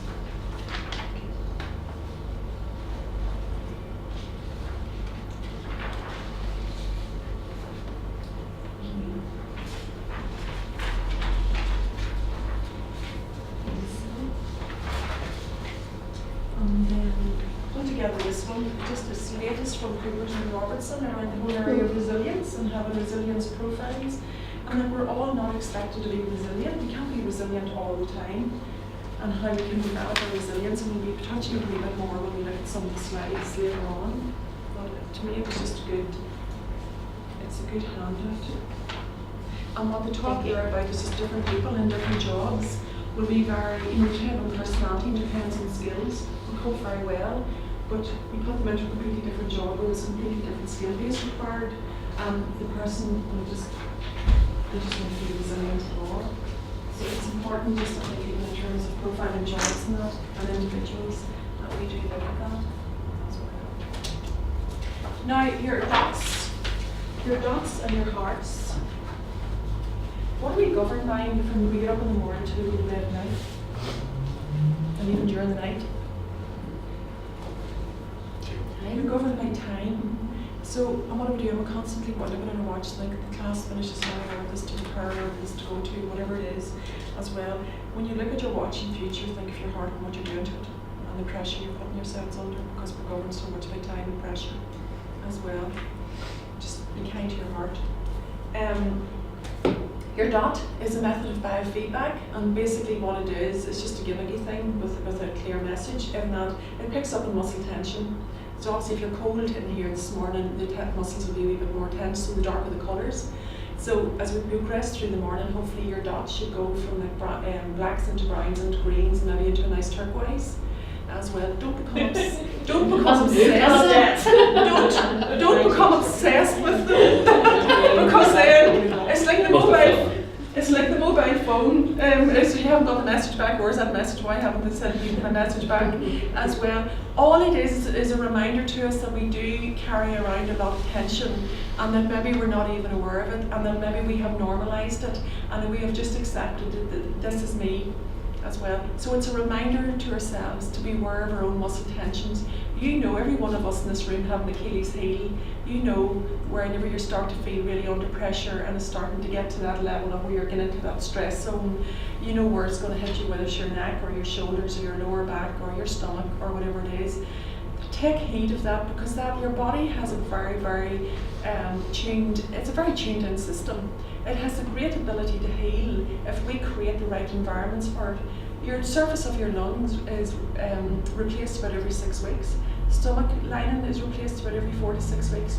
You have the capacity to build a new liver within 6 months as well, if we create the right environment for it as well. So it's important that we remember that to do that, and creating the right environment in terms of at a psychological level and also at a physical level. Folks, we'll take some feedback. What we do is just, if each group just give me 2, so and we'll work around both groups so that there's no repetition. So just 2 different things, 2 different causes for, and we'll just keep working around until we've gone through our lifts. Right. Okay, first group, 2 causes. What were your top 2 causes there that you had listed? We had the time and work demands. Time in terms of completing tasks within a given time span, and work demands which are continually changing or changing unexpectedly or more demands to put on that. Yeah, you might be having to stop something. Yeah, so someone else comes up and takes over. Yeah, that's it. Okay, thank you. Folks, 2 different things. Lack of control and badly managed change. Yeah, absolutely. as well. 2 more folks here. We have relationships, both working relationships Yeah. and home relationships, Yeah.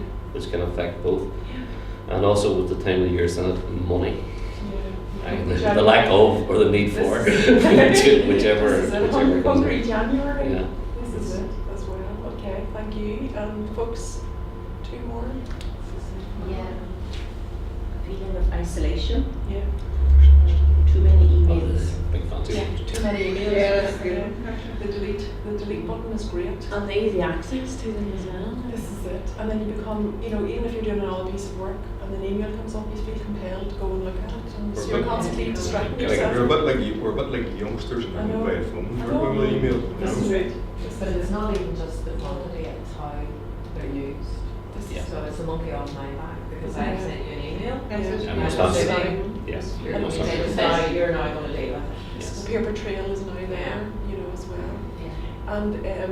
And the fact that sometimes people use email as an excuse not to communicate directly. Emails are great, in terms of what they were originally set up for, but they can be misused. It'd be easier maybe to lift the phone or walk into the office next door The and have a thing is that conversation. we were just saying, the problem is now when you're a bigger organisation and they're Yeah. geographically Yeah. distant. Yeah. If I want to know, you can't just go down the corridor. So yeah. that causes a Yeah. problem then too. Yeah. But I do think people hide behind email. Yeah, this is it. And then maybe don't fulfill their own obligations because they think I'll pass it on to so and so, and then whenever it arrives with them, they're maybe more likely to deal with it. I won't have to. Well, it can be misinterpreted. Yeah. Or if you're Yeah. talking to somebody, Yes. you can fear. Yeah. This is That it. can happen quite a lot, I think, I've heard a few Yeah. people saying that. Yeah, this is it. If you write an email in haste and Yeah. then somebody picks it up the completely wrong way on the other end, and it wasn't meant in the context that it has been interpreted, as well. So lots of different things about email, but with a few hundred in the system, it is difficult as well. Anything else then from this group in terms of? We had naturally your health and sleep, or lack of sleep Yeah. in some cases, Yeah. and then work-life balance. It's kind of, we all, even in your question earlier, and I'm sure everybody answered the same question, do you work your annual hours or more? No. Everybody does. Or you, There's no such thing as it's not just time. thing, most people are doing more than Yeah. what they're expected to do, Yeah. and it's hard to get that balance. We're not doing more than we're expected to do. Well, you reckon you're expected to do more? Well, Well, I did take to task one of our directors who was sending emails at 1 o'clock in the morning. Yeah. yeah. Yeah. Because I said that sent a very bad impression to staff, that A, that he was doing it, and B, that you would be expected that you would To answer it. Yeah. So I think that's stuff. I I'm think, sure I wasn't the only one that mentioned it. I think you can do something on the thing, you can actually. Well, you can set time it, that, you can time a sender. So you might be up at 1 o'clock, but maybe it's It's But very, regardless, technical, it's very technical. but regardless, then Yeah. it still puts pressure on the person who receives it to think, oh Yes. gosh, if that person was working until that time, then I should be doing I it. be doing that too? There's nothing that won't wait until tomorrow. No, this is it. The reality is if we, if something happened to us tomorrow morning, as I was saying to Emer, one of my colleagues died before Christmas, unexpectedly, just went on holidays and died on holidays, and it's as if he never existed. Just a memory. His job is gone, won't be replaced. And everybody, I nearly died, it sounds terrible. The day after he died, we had our Christmas functions and all at work. Fine life has to go on too, but you sort of felt really bad about it because the fact that poor George was still lying dead and his body hadn't arrived home, and yet we were all continuing on with everything that we were doing as normal, and we sort of felt this isn't right as well. So it's about putting it in context as well, but it's different when other people can't put it in context because then that puts pressure on you as well. Okay, anything else from anybody that we haven't looked at? Well, we said lack of social support. Yeah. If someone is isolated, if they don't have Yeah. other support. Yeah, this is it. And social, loneliness is a disease of the 21st century, apparently. And one of the community groups that I was doing work with recently, I think the new Tesco store, the super Tesco store at Craigavon had opened, and I couldn't get my head around why did anybody want to go at 2 o'clock in the morning and to do their shopping. You know, fine if you're shift work and you're coming off that time, but generally, why would people want to do that? Because I'm not a shopper. And they were saying no, that the like of those big 24-hour stores provide a lifeline for people who are on their own, and that maybe people who obviously are very, very isolated, who maybe have no contact with anybody during the day, no family for whatever reason, and they will often just in the middle of the night go to the big store and wander around, maybe buy a bar of chocolate, but just the fact that they're somewhere where there's people. And I remember doing some work, I was telling the managers in Tesco's about that, and what they've done now is all their staff who are on those night shift patterns, that if they see anybody on their own, particularly an older person, that they'll go over and speak to them and ask them, do they need anything, do they need help with anything, just the fact that somebody has spoken to them as well. So loneliness is a huge thing now, which is not an indictment on modern society. We're so fast in our society and so advanced in technology, but yet we've forgotten how to be human to people as well. What I'd like you to do with the red pen is mark those causes of stress that you can absolutely control. What can you control on that list? Just take a minute. Just take a minute. I suppose we can control money, as you said, at least. You can't get more time now. But you can use your time better. Make it work. So,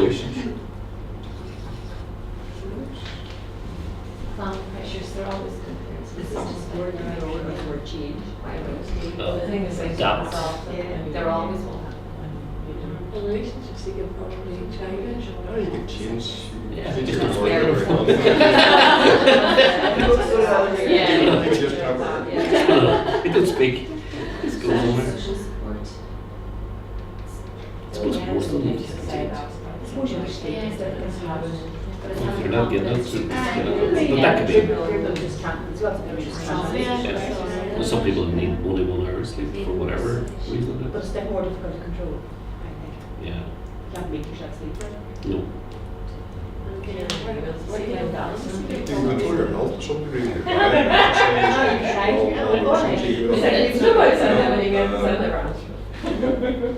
But work demands you can't, because you don't have control over the demands. The demands are made on you. You can't tell somebody not to do that. Well, You can, but it would be very proactive. Yeah. Well, up the current phase of redundancy. Recognize it, put your head in the block. Just do it, but do it badly. I need help. You won't be asked again. Okay, folks. Yeah. Exactly. We'll take a wee bit of feedback around this. Yeah. Okay. Folks, what conclusion did you come to? Don't want you to go through every single item, but as a collective, what conclusion did you come to? Are there elements you can control? Aspects of You've things you can control? certain control over most things. Yeah. Has anybody read any of Stephen Covey's work? I've touched on it, I haven't actually read the book, but I've been... Yeah, it's very interesting to me. They're just good books again, like the ability therapy. Thank you, Ellen. He has 3 books. I've heard his new book out. Let's go look for it. 7 Habits of Highly Effective People, 7 Habits of Highly Effective Families, and 7 Habits of Highly Effective Workplaces. And apparently his son now has written a book, 7 Habits of Highly Effective Children, as well. But he's a psychologist by background, huge big global company and whatnot as well. But all the psychology would support this in terms of, in any day, there's only about 10% that we can absolutely control, but 90% is our reaction. And if you're ever accessing CBT or any of those services, that's the first thing. If you're accessing care call, probably after the first conversation with you, they'll say, what can you do about it? What can you control about it? And that's the whole thing around starting to be more tuned in to our reactions to things. And when we understand that we can control our reaction, and it's not going to happen overnight, because a lot of what we do is habit. And a lot in terms of our thinking styles or habits over a lifetime, we're not going to change them overnight, but it's to start and think about, it's the first step, to start to take a little bit more control around the things and our reaction to it. Bad things happen, yes, bad things happen to us all in our lives as well, but why do some people get through it better than other people, as well? And it's all around our reaction and our resilience and our styles as well. So, interesting point of view. What he talks about as well is circle of influence and circle of control. Can folks can you see this? What?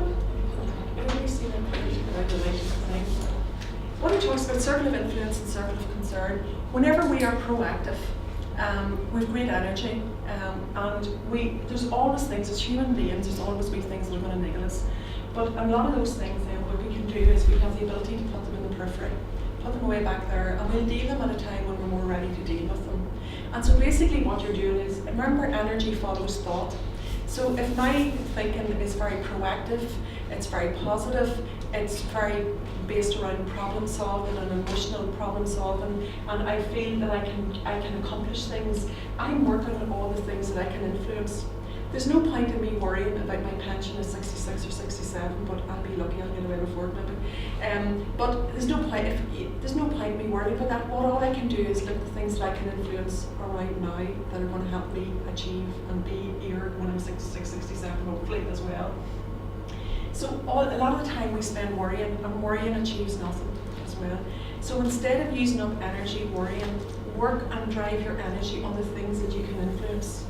And in doing so then, we're able to deal better with the more negative aspects and the more negative challenges that we have in our lives as well. But unfortunately, this is a state. Unfortunately, life happens, and maybe we're different things. There's illness in your family, you're looking after somebody, you're trying to do 101 different things, and what happens is we get tired and we get worn out and we get into this reactive state, and we can dip in and out of this, and you can see where you can dip in and out of it, maybe even on a daily basis as well. And the direct opposite happens. We start to worry. All the things that are usually on their periphery start to build up, and because our thinking and our energy is going to those, they magnify and they become bigger and they start to take over, and we start to lose control. And there's those days where you think, I can't control anything, I can do nothing about anything here, and where we're actually, all our energy, and what we're doing is we're shrinking our circle of influence, and it becomes self-perpetuating, because the more I think about all the concerns in my life, the less my energy is being directed to the things that I can actually influence as well. The language that we use, we become the victim. The language that you hear people saying is, this always happens to me, it's poor me, whatever as well. So all of those things are influenced in there. So what can you do to actually increase your circle of influence? And folks, I'm not saying this is all easy. This takes a lot of effort. And first step, as I said earlier, is self-awareness and starting to recognise when we dip from this state, our proactive state, into our reactive state. And sometimes I think when you can put it into a model that you can understand, it's a lot more easier then to deal with as well. So what can you do to start and move the circle so that you're starting to increase the energy within all the things that you can influence? Some of the things we've talked about already this morning. Breathe deep. Even take a deep breath, pick yourself up and get on with it as well. Start all over again. So it's all about your resilience and building your resilience and tapping in. But again, it's about recognising in the first instance when you're going from this to this. Because I would use it a lot of the time for myself. Just days where you're tired and you start to get overwhelmed with things, and there's too much stuff going on in your life, too many demands on your time.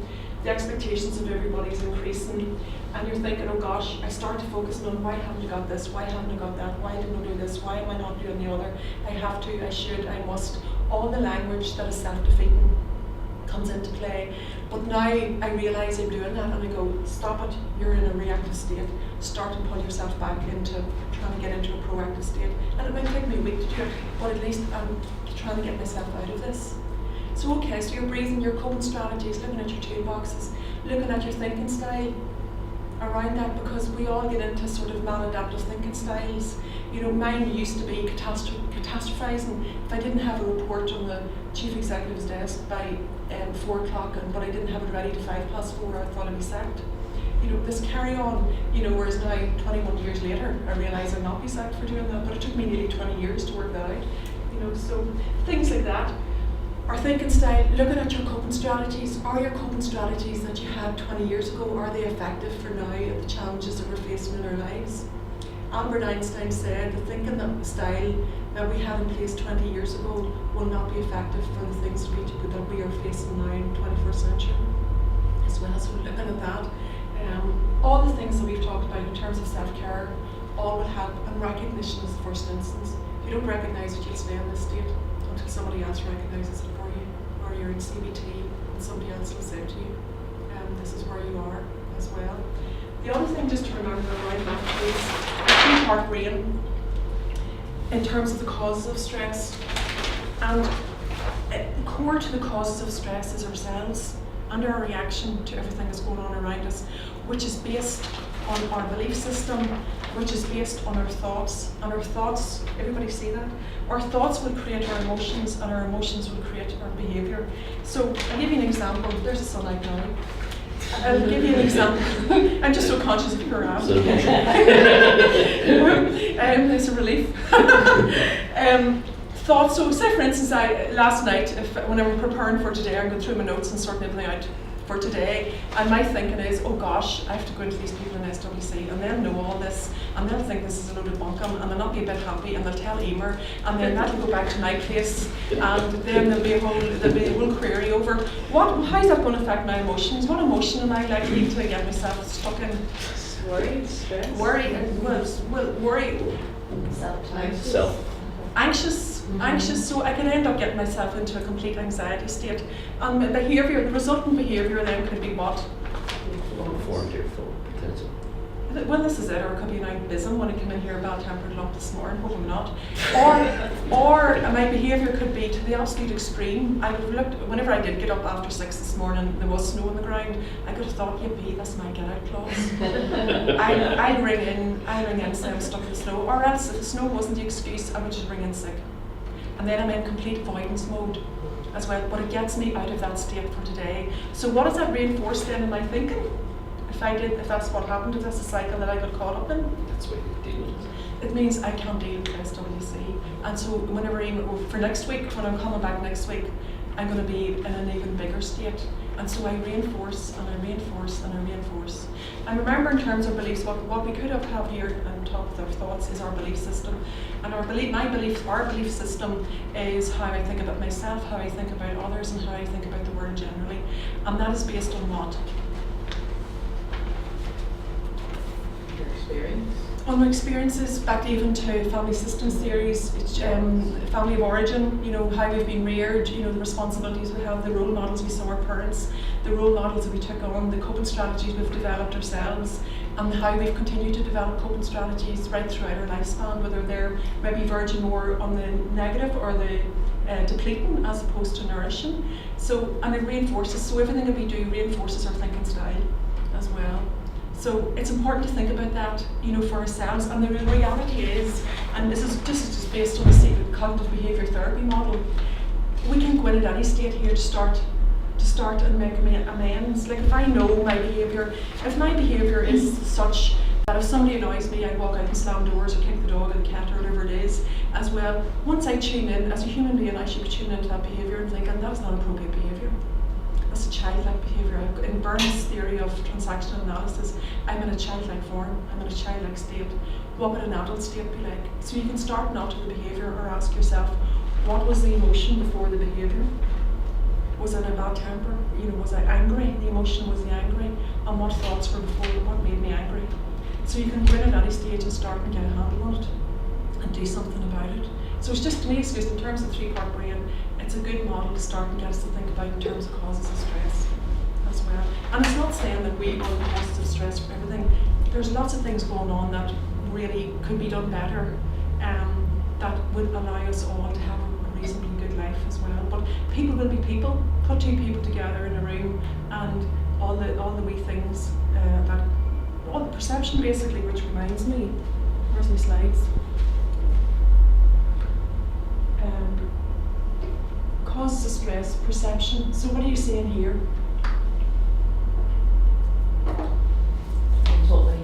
Yes. Right, what do you see, folks? What do you see? I see a red Indian. Red Indian, yeah. An Eskimo. And an Eskimo. Yeah. Everybody see both? Yeah. So if I slate the Eskimo out and then put him back in and try and hold him, bend him slightly forward, you get the Eskimo. So what's that about? It's about perception, folks, isn't it? Every one of us in this room, if I presented a stressor to you now, which we used to do in one of the programmes, but then I just stopped doing it because it did stress some people out. If I presented a stressor now to all you folks, every one of you would react in a different way. And that's because every one of us, back to in terms of what we talked about before, how your coping strategies, how they've been formed, and that is every one of us see the world through our rose-tinted glasses as well. And sometimes we forget to see things from the other person's perspective, and that's where conflict sometimes then can ensue as well. And it's in terms of developing empathy and increasing communication and developing proper relationships, we need to always be looking at both sides of the story, because sometimes we're not right, and sometimes doing the right thing is doing nothing as well. And the whole area of perception is nothing new. There's Shakespeare even, there's nothing either good or bad, but thinking makes it so. Annis and Nin said we don't see things as they are, we see them as we are. Epictetus said people are disturbed not by things but by the views we take of them. And Marcus Aurelius wrote in his Meditations, everything is what your opinion makes it, and the opinion lies within ourselves as well. So again, just in terms of a coping strategy, to start to think about situations that we react to. And whenever we are in that reactive state, that is when our buttons are more likely to be pressed. And if there's people that annoy you, or situations or whatever it is that annoy you, that's when they're more likely to annoy you, when the guard is down and we're more vulnerable. So just be aware of that we tend to react and we tend to zone in more on the negative.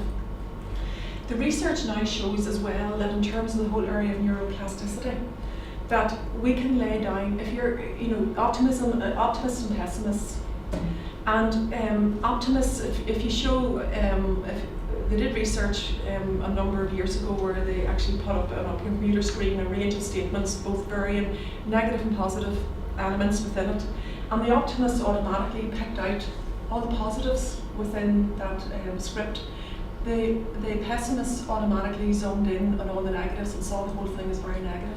But what they're saying now is that you can learn new ways of thinking, and that you can lay down new neural pathways.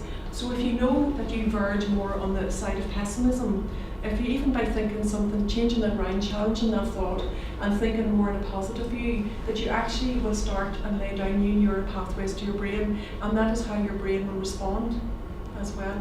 They're saying even if you're not feeling great in a day and there's nothing to smile about, if you smile, all the molecules that send the messages to the brain will tell the brain you're happy, and your body will start to react to it. So on a bad day, smile even though you don't feel like doing it. Simple things like that. They even did research last year in the University of California, and they got a range of students to walk around just with a pen in their mouth to mimic a smile. So they looked at the whole responses, and they all became very positive. And they looked at it then in terms of they were monitoring their brain activity and whatnot, and it showed you, what it reinforced is it's simple things that we can do to try and change our state as well. And if you do a conglomeration of them, even things like positives and negatives, positive reinforcement, they say that for each of us, for every day, we need at least 2 positives. A lot of us will get 5 negatives apparently in a day, but you need 2 positives to try and diminish the impact of the negatives. But you need to reverse that to actually flourish. That'll just allow us to keep going every day. But to flourish, we actually need at least 5 positives every day and about 2 negatives. We'll be able to deal with that and change around the balance as well. There was something else I was going to tell you about that, but it's gone out of my head as well. So anyway, that's your whole area of perception. That's just a slide there that we have for the managers, and that just looking at how organisations have changed. And this is the work of Tony Humphreys. Has anybody read any of his work? Again, he's very good reading. He's a consultant psychologist and author. And he would talk about workplaces as in the 21st century. This is how we have evolved, or what we've evolved into. Organisations without humanity, leadership without maturity, management without relationship, work without dignity, ethos without mature ethical practice, profits before people. And we can see that even in health services now, whereas health services is very much around health and supporting people, whereas now it's obviously very much profit driven because there isn't money. anymore. And success without separateness, where that is where people are so consumed in their work that all their needs, they feel that their whole self-esteem is caught up with work, and that the work is meeting their needs all the time, and they don't have that balance outside of it. And so it means that eventually they're going to be very disillusioned and very unhappy around that as well. And I want to show you this flip chart here. So you can gauge yourselves where you are as an organisation. I'll write that as well. This one here, they talk about, there's two things here I want to show you. In terms of coping strategies, for most of us in times of our lives, it can excuse my artwork. So you can see I'm very good at art, but this is the life buoy, and most of the time we're trying to keep our head above water. So it's looking at, and if we look at some of the causes that you've identified this morning, they're all the waves, and they have the ripple effect with us every single day.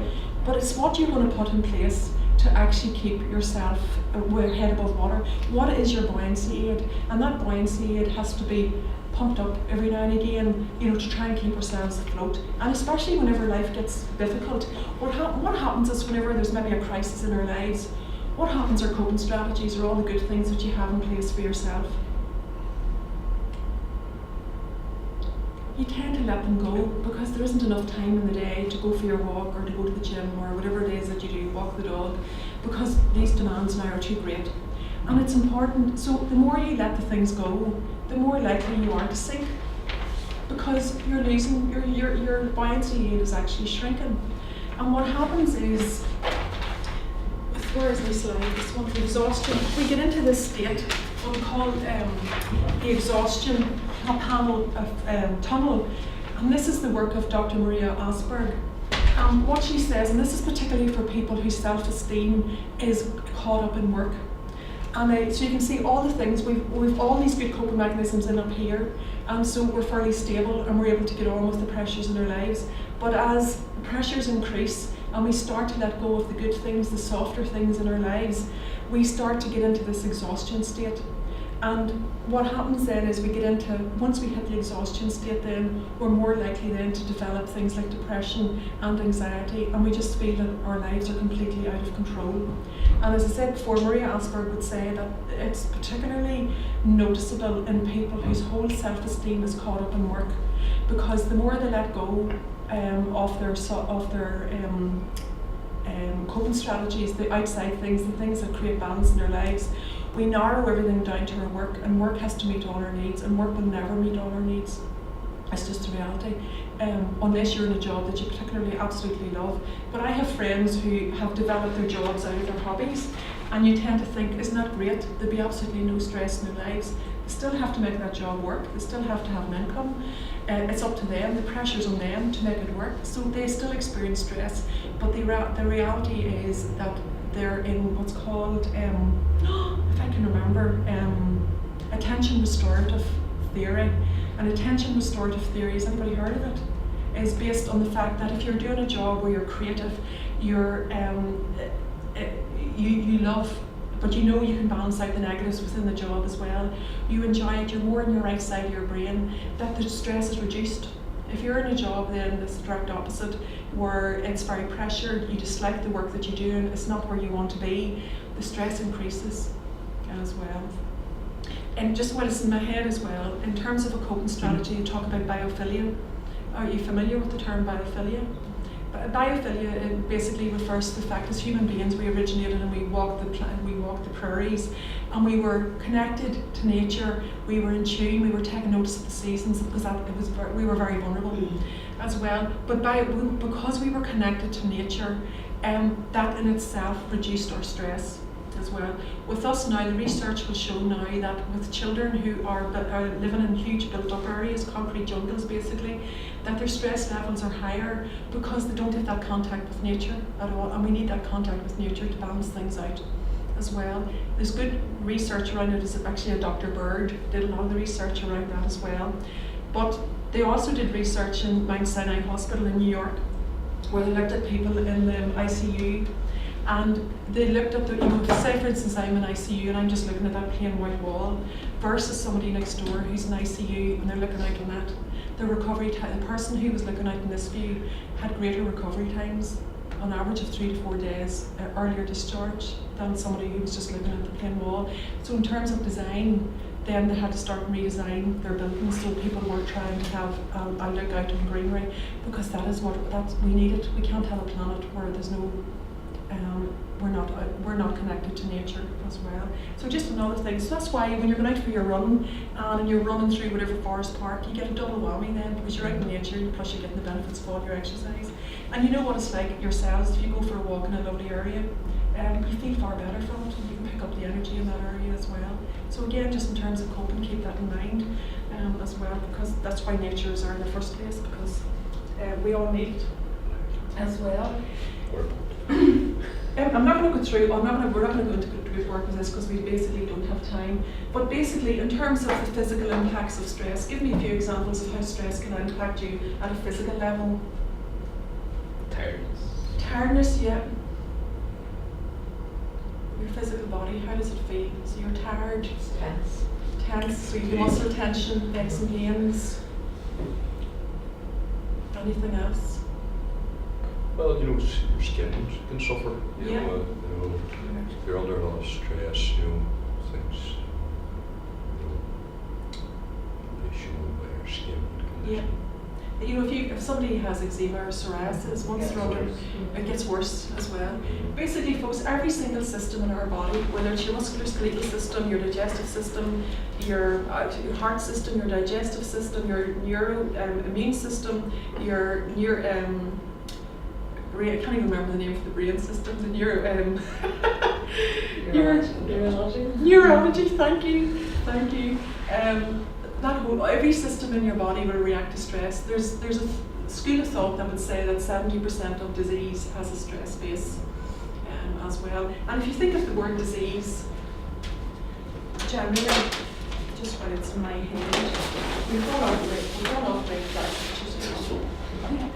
So I don't want to give you all a crick in your neck. If we think of the word disease,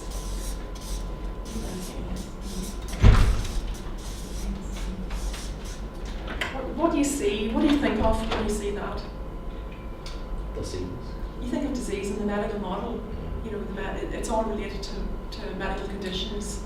You've got a heart attack, you've got ulcer in your stomach, whatever it is. But if I hyphenate it,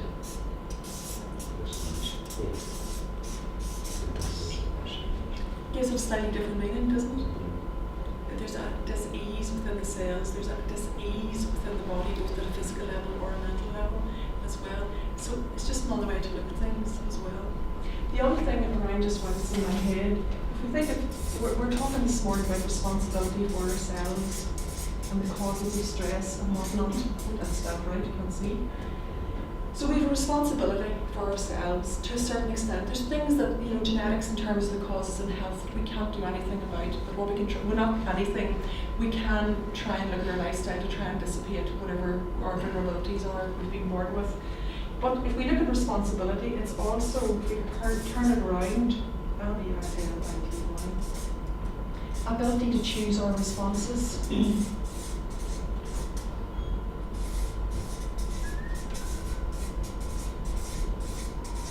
So that's linking it back into your reactive mode or your proactive mode and our thinking style as well. So for everything that we encounter, if we think long and hard about it, or we think of the response we will give, is that response nourishing or depleting to myself? Or is it nourishing or depleting to the person who's on the receiving end of that response? And if it's an internal response, just the chatterbox in your head that's going on, is it nourishing or depleting for yourself as well? So just those wee things, just keep us going for a minute. So in terms of, if we look at then from the general workplace, recognising stress in your team, of course you've looked at a lot of things this morning, but give me 3 things that you would recognise in your team in terms of stress if you felt that your teams or colleagues or whoever were feeling a bit stressed.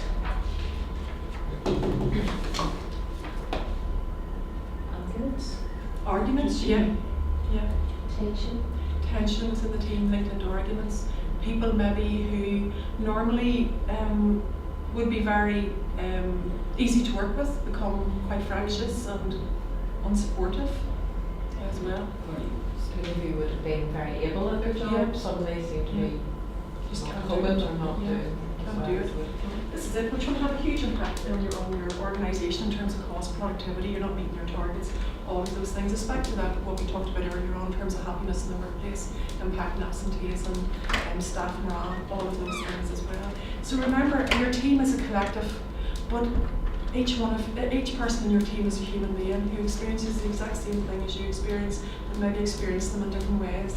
And there's probably people in your teams who are experiencing all sorts of pressures in their lives, and maybe they don't talk about it, maybe they're not coming demanding the particular support around it, but it's just to be aware of it and to look at the support mechanisms that you have in place, all the things that that Emer talked about earlier as well. And the other thing as well is communication. You know, if you're feeling particularly stressed and there's big things going on in your life, go and have that conversation with your manager as well, because your manager isn't a mind reader. They're all very busy people, and geographically now as well, because you're all over the place, you're not seeing people the way you would normally see people, so you don't have that same contact.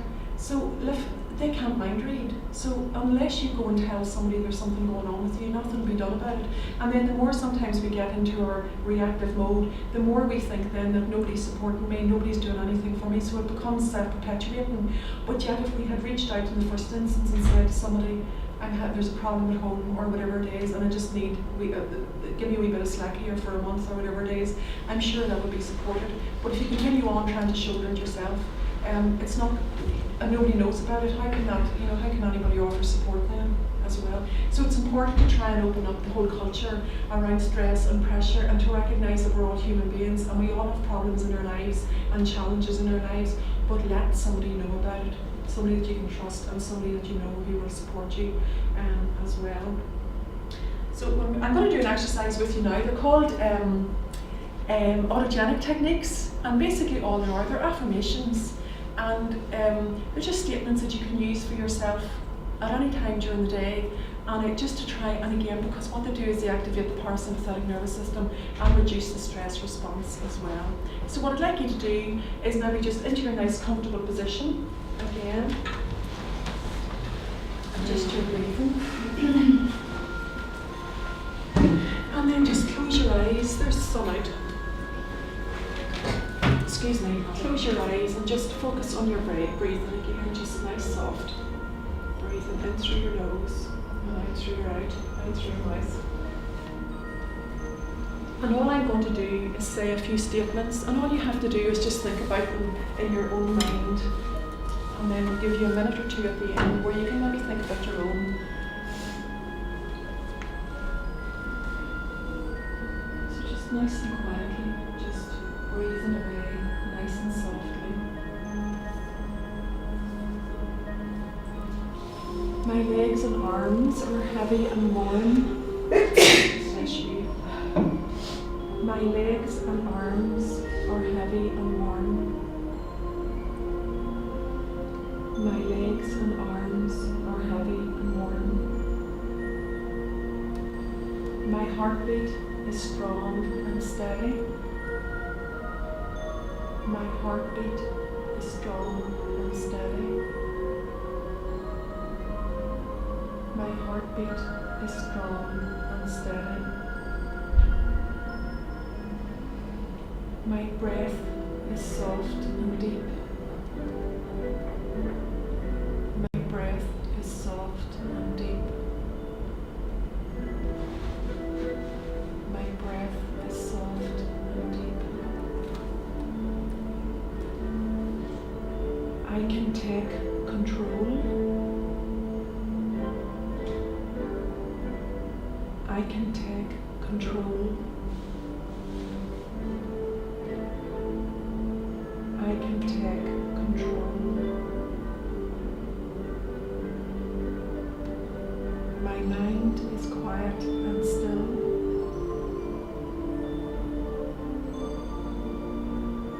My mind is quiet and still.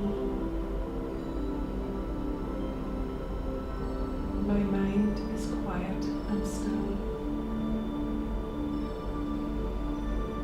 All is well and all will be well.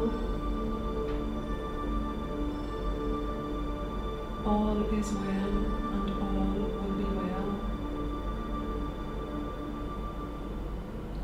All is well and all will be well. I am at peace. I am at peace. I am at peace. And then just for a minute or two, just think of something that you could use, a statement, an affirmation that you could use just for yourselves, something that's personal, something that's simple, something that's easy to remember. And just reinforce it in your mind in the next minute or two.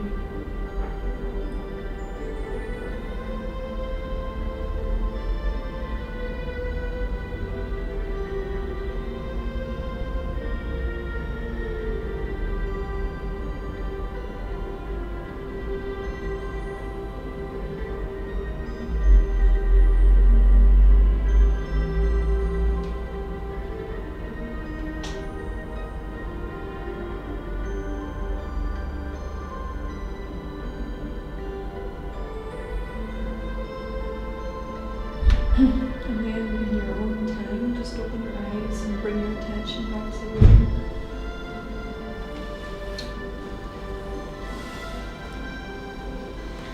And again, just, folks, if that was easy to do or it was difficult to do, don't judge it. Because when we're doing exercises like that and we get into judging it, we're into a doing state. When you're nice and calm and relaxed, you're in a being state. Once we bring the judgments in, we get into a doing state. But that's okay, because when we're introducing anything new, that's what the mind automatically does. So don't berate yourself for it, just give yourself another opportunity to try it at an earlier stage.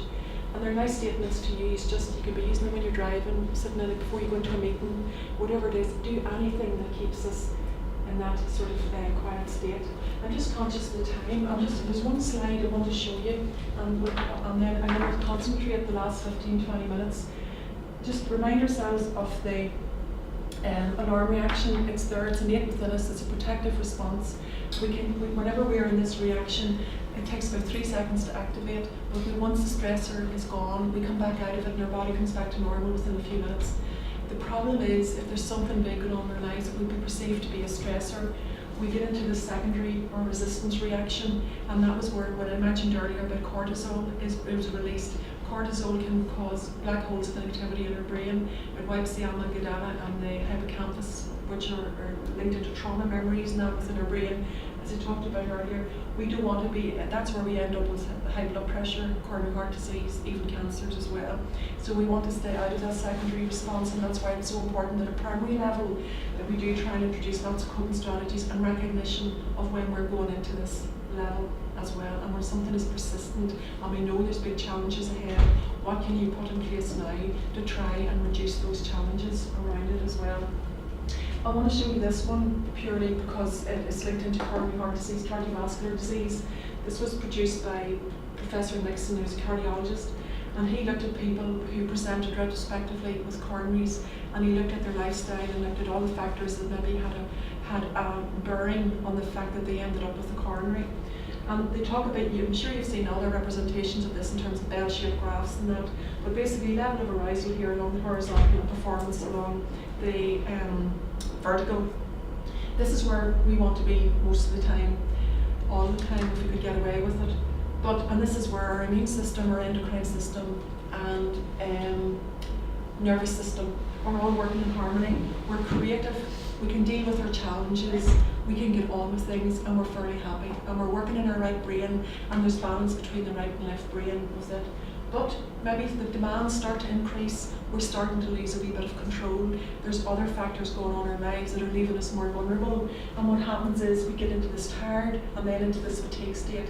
But the mind and body keep thinking you can still perform, you're still expected to go to work, you can still do all the other 100 jobs that you do at home. But what happens is our intended performance is yonder, but we no longer have the system that to support it. When we get into this exhaustion stage, whenever we're at this fatigue point, that's when your red lights are on the dashboard. What do you do when the red lights come on in the car, the dashboard? You stop, or you go to the garage, you get it sorted out. Starting to think about where your red lights are, starting to think about where you are at the minute. Are you in this healthy tension? Are you in this fatigue point? Is the tank half full? Is it full? Whatever it is as well.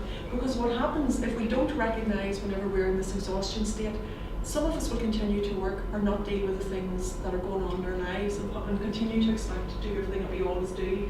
We're heading for ill health. And that can be at a physical level or at a mental level. And in terms of our intended performance, there's a huge difference then because there's a drop. We're no longer able to do what we feel we should always be doing, and our actual performance then drops. So starting to think about where you are with this in terms of healthy tension and what you can do to keep yourself there as well. What else is it? I'm not going to go into that one or that one. But resilience, folks, resilience is the ability to bounce back. And there's 101 things. I just want to show you one slide. Resilient people, they look for opportunities and problems, so that they're more optimistic. They see solutions and things. They're solution focused as opposed to be problem focused. They have a more positive attitude to change. They'll get on with change, and they'll go with the flow with change, and they'll build things in to allow them to deal with that change as well. And they'll fight the negative mindset. So if they know that their predominant mindset is to catastrophize things, at least they're aware of it and they'll do something about it. And they find their control in every situation. The things that we talked about earlier before in terms of influence of control and reactive or proactive, and have the ability to overcome difficulties and learn from their mistakes. And they invest in themselves in terms of their personal development, in terms of all the things with your balance wheel at the beginning. There's a self-investment within that as well.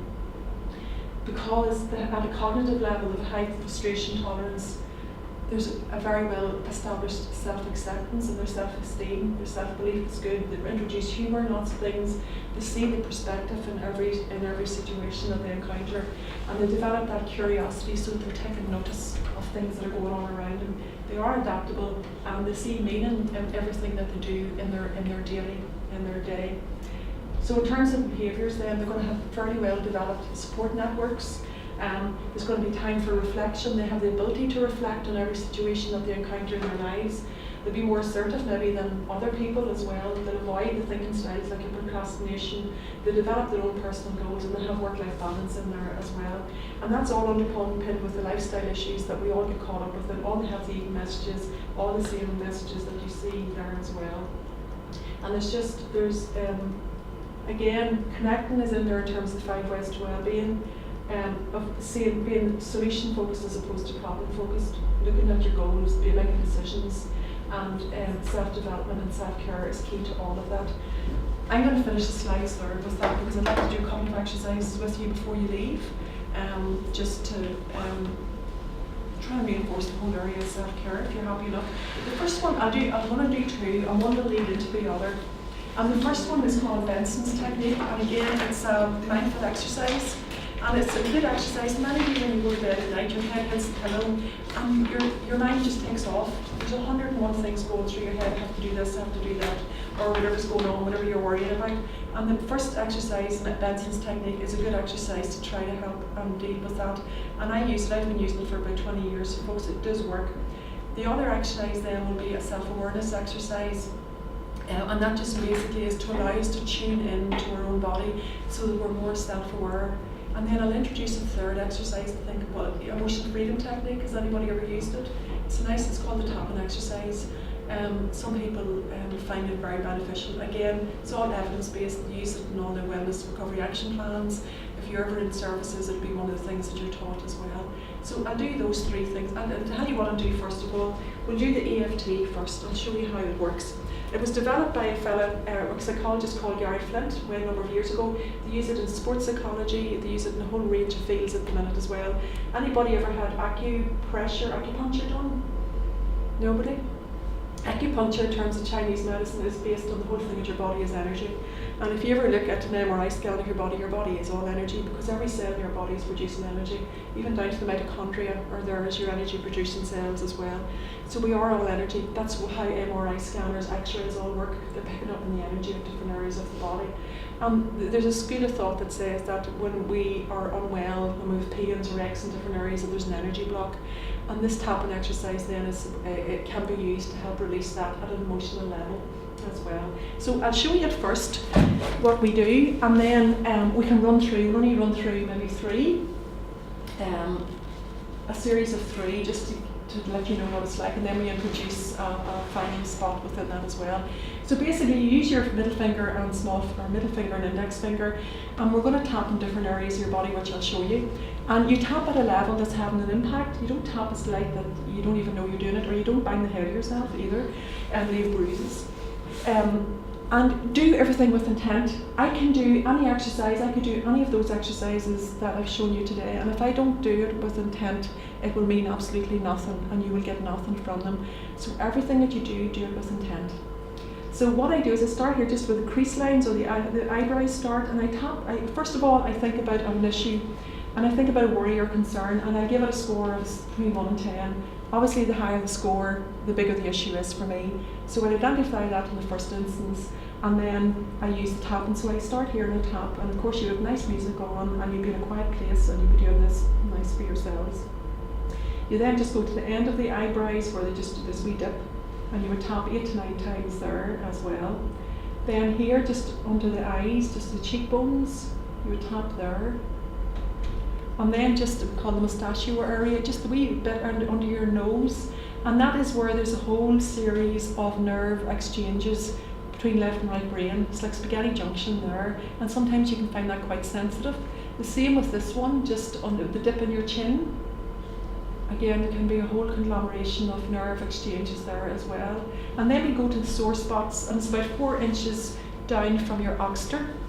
There's a whole collection of lymphatic nodes and whatnot there, and when you find them, you know them because they are quite sore, and the more stressed we become, the sorer they are as well. Anybody find them? For us females, they're about halfway down your bra strap.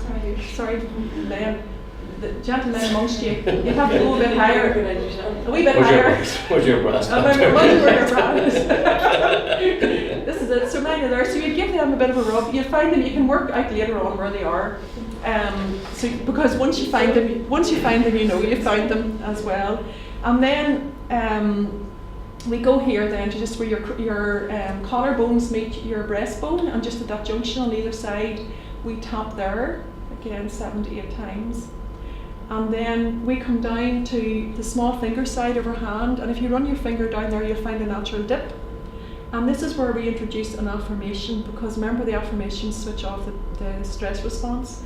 And I would say to myself, I know that I have this problem or worry, whatever it is that you've identified, but everything will be okay. I know that I have this problem, but everything will be okay. I know that I have this problem, but everything will be okay. And you continue saying that 7 to 8 times. So what we'll do is we'll just do maybe a run of 3, just to let you get a feel for it. And I'll scan, I meant to bring the copies over, and I don't know where they are. I'll scan one and send it over to Emer, and she can send it round to you as well. So we'll start at the beginning, we'll do a series of 3, and then I'll introduce the final spot. Usually you would continue doing this until you would rate your worry or concern back down to a 2 or 3 as well. Again, it's a great one to do at night if you can't get to sleep. Many a person that I have taught to do it will use it at night, and they say it's great that they'll only get halfway down the sequence and they're away and they don't remember anything more about it. I know people who use it who have anxiety disorders, and they use it before they go into meetings to try and dissipate their anxiety. As well. It can be used anywhere as you wish to use it, folks. That's basically the way it is. There's even, if you want to Google faster EFT, you can get online support.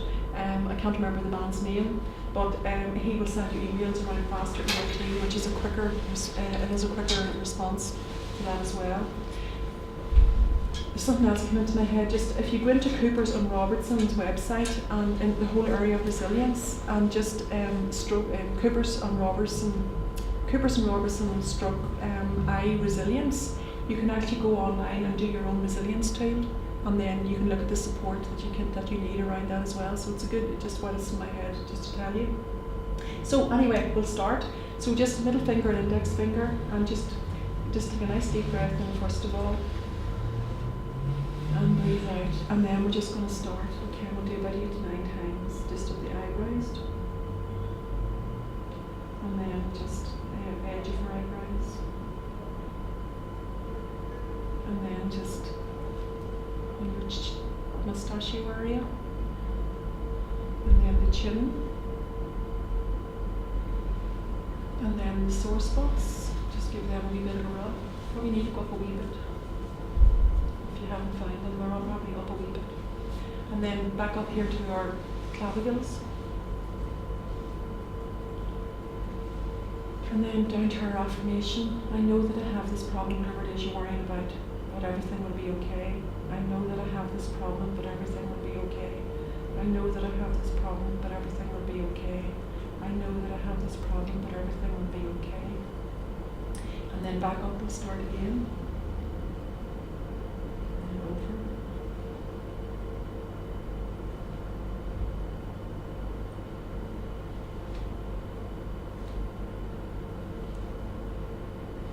There's sore spots.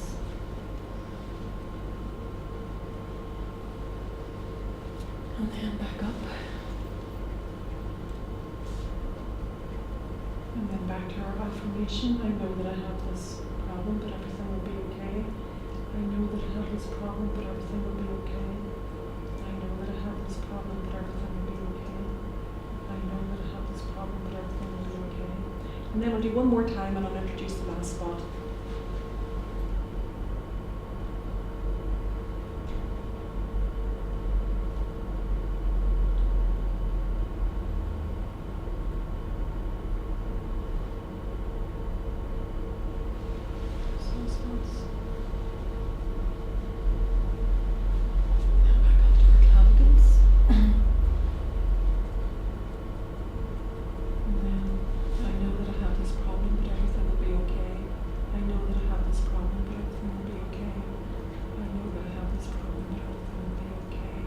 And then what we do is we introduce what is called the heart spot, and it's basically halfway between your heart and your collarbone here, your left hand side.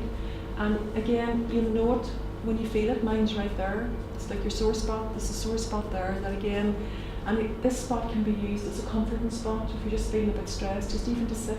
Sometimes, you know, if you see older people, like older people maybe 80s, 90s, sometimes you'd often seen them and they would have been sitting tapping innately, but we have lost all that.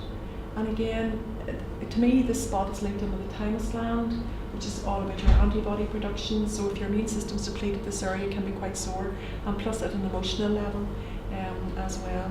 So again, folks, all it is an exercise to show you. It's different when you're doing it in a room like this because it's just, you don't get the same effect, but it's something to go off and practice on your own as well. So what I'll do now is, are you okay for, it's 25 to, what way are you for time? Or are some of you under pressure ready to go now? I need to be away at 1:45. You'll definitely be away at 1:45. Is everybody else okay? Okay, right, okay. We'll just do the Benson's and we'll do the white light one, and that's us. We'll turn the lights out. So folks, back into your nice position. Sounds like we're really nice. Okay. So again, just tune into your breathing and take a nice deep breath in through your nose, out through your mouth. It doesn't matter about all the other sounds that are going on around you, just let them go. And if it's difficult for you to close your eyes, just fix on a spot on the floor about 4 or 5 feet in front of you and just use that spot as your focus. So just breathe away nice and softly in through your nose and out through your mouth. And any noise in the background, whether it's people in the corridor, doors open, closing, traffic outside, they are outside of your world at this moment in time. And if your mind starts to fill up with a whole range of thoughts, just let them come and let them go. Imagine them like a television screen where you're passively looking at a screen and the thoughts are coming in one side and disappearing out the other side. Don't give them any attention, don't give them any energy, just focus on your breath. And breathe in and breathe out. And as the thoughts speed up again, just again, bring your attention to your breathing afraid, let them come and let them go. And this time, on every out-breath, just think inwardly the word one. And focus your mind on every out-breath, just one. One. And if the thoughts speed up, it doesn't matter. Don't give them any attention. Just focus on the word one. And one. And one.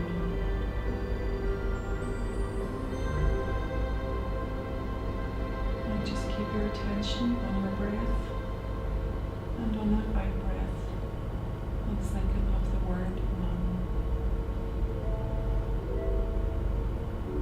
And that's just a taster of the Benson's technique. And we'll move on to the next exercise. What I'd like you to do, or invite you to do, is just hold the image of a light in your mind. It can be the sunlight, moonlight, torchlight, candlelight, whatever is easy for you to do. And really hold that image until it's very easy and very clear for you to do. And all we're going to do is just bring that image to the different parts of your body so that you can tune in more to your body. So just bring the image of that light to your left foot, top of your foot, sole of your foot, your toes, your ankle, your shin bone, calf muscles, front of your knee, back of your knee, your thigh area, and into your hip. Then bring the image of the light to your right foot, top of your foot, sole of your foot, your toes, your ankle, your shin, your calf muscles, the front of your knee, back of your knee, your thigh area, and into your hip. Then bring the image of that light to your lower back, over your tailbone, over your mid-back, over your shoulders. And then just bring the image to your lower abdomen, over your belly button, over your chest area, and to your collarbones. And then just bring that image to your left hand, top of your hand, palm of your hand, your fingers, your wrist, lower arm, elbow, upper arm, and into your shoulders. And then just bring your attention to your right hand, top of your hand, palm of your hand, fingers, your wrist, lower arm, the elbow, upper arm, and into your shoulder. And then just bring the image to the back of your neck, base of your skull, up over the top of your head, forehead, your face, and your throat. And then just bring that image over your left ear and over your right ear. And then just for a minute, just imagine that image shining all over your body in a lovely comforting light. And again, if there's any aches or pains in any area, imagine that light just resting on that area, offering comfort. And just breathe in that light and breathe out any anxiety. Breathe in health. Breathe out any stresses you're experiencing at the minute. Breathe in joy. Breathe out worry, anxiety. Breathe in happiness. Breathe out all the anxiety, stresses, strains.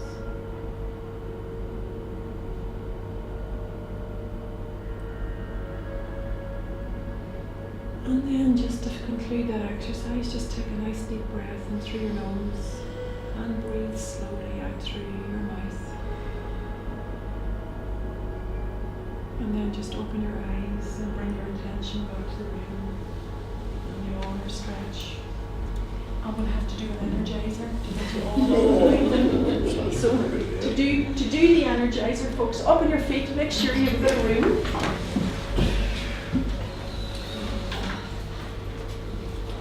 Make sure, and move back from the desk because you don't want to hit your head off the desk.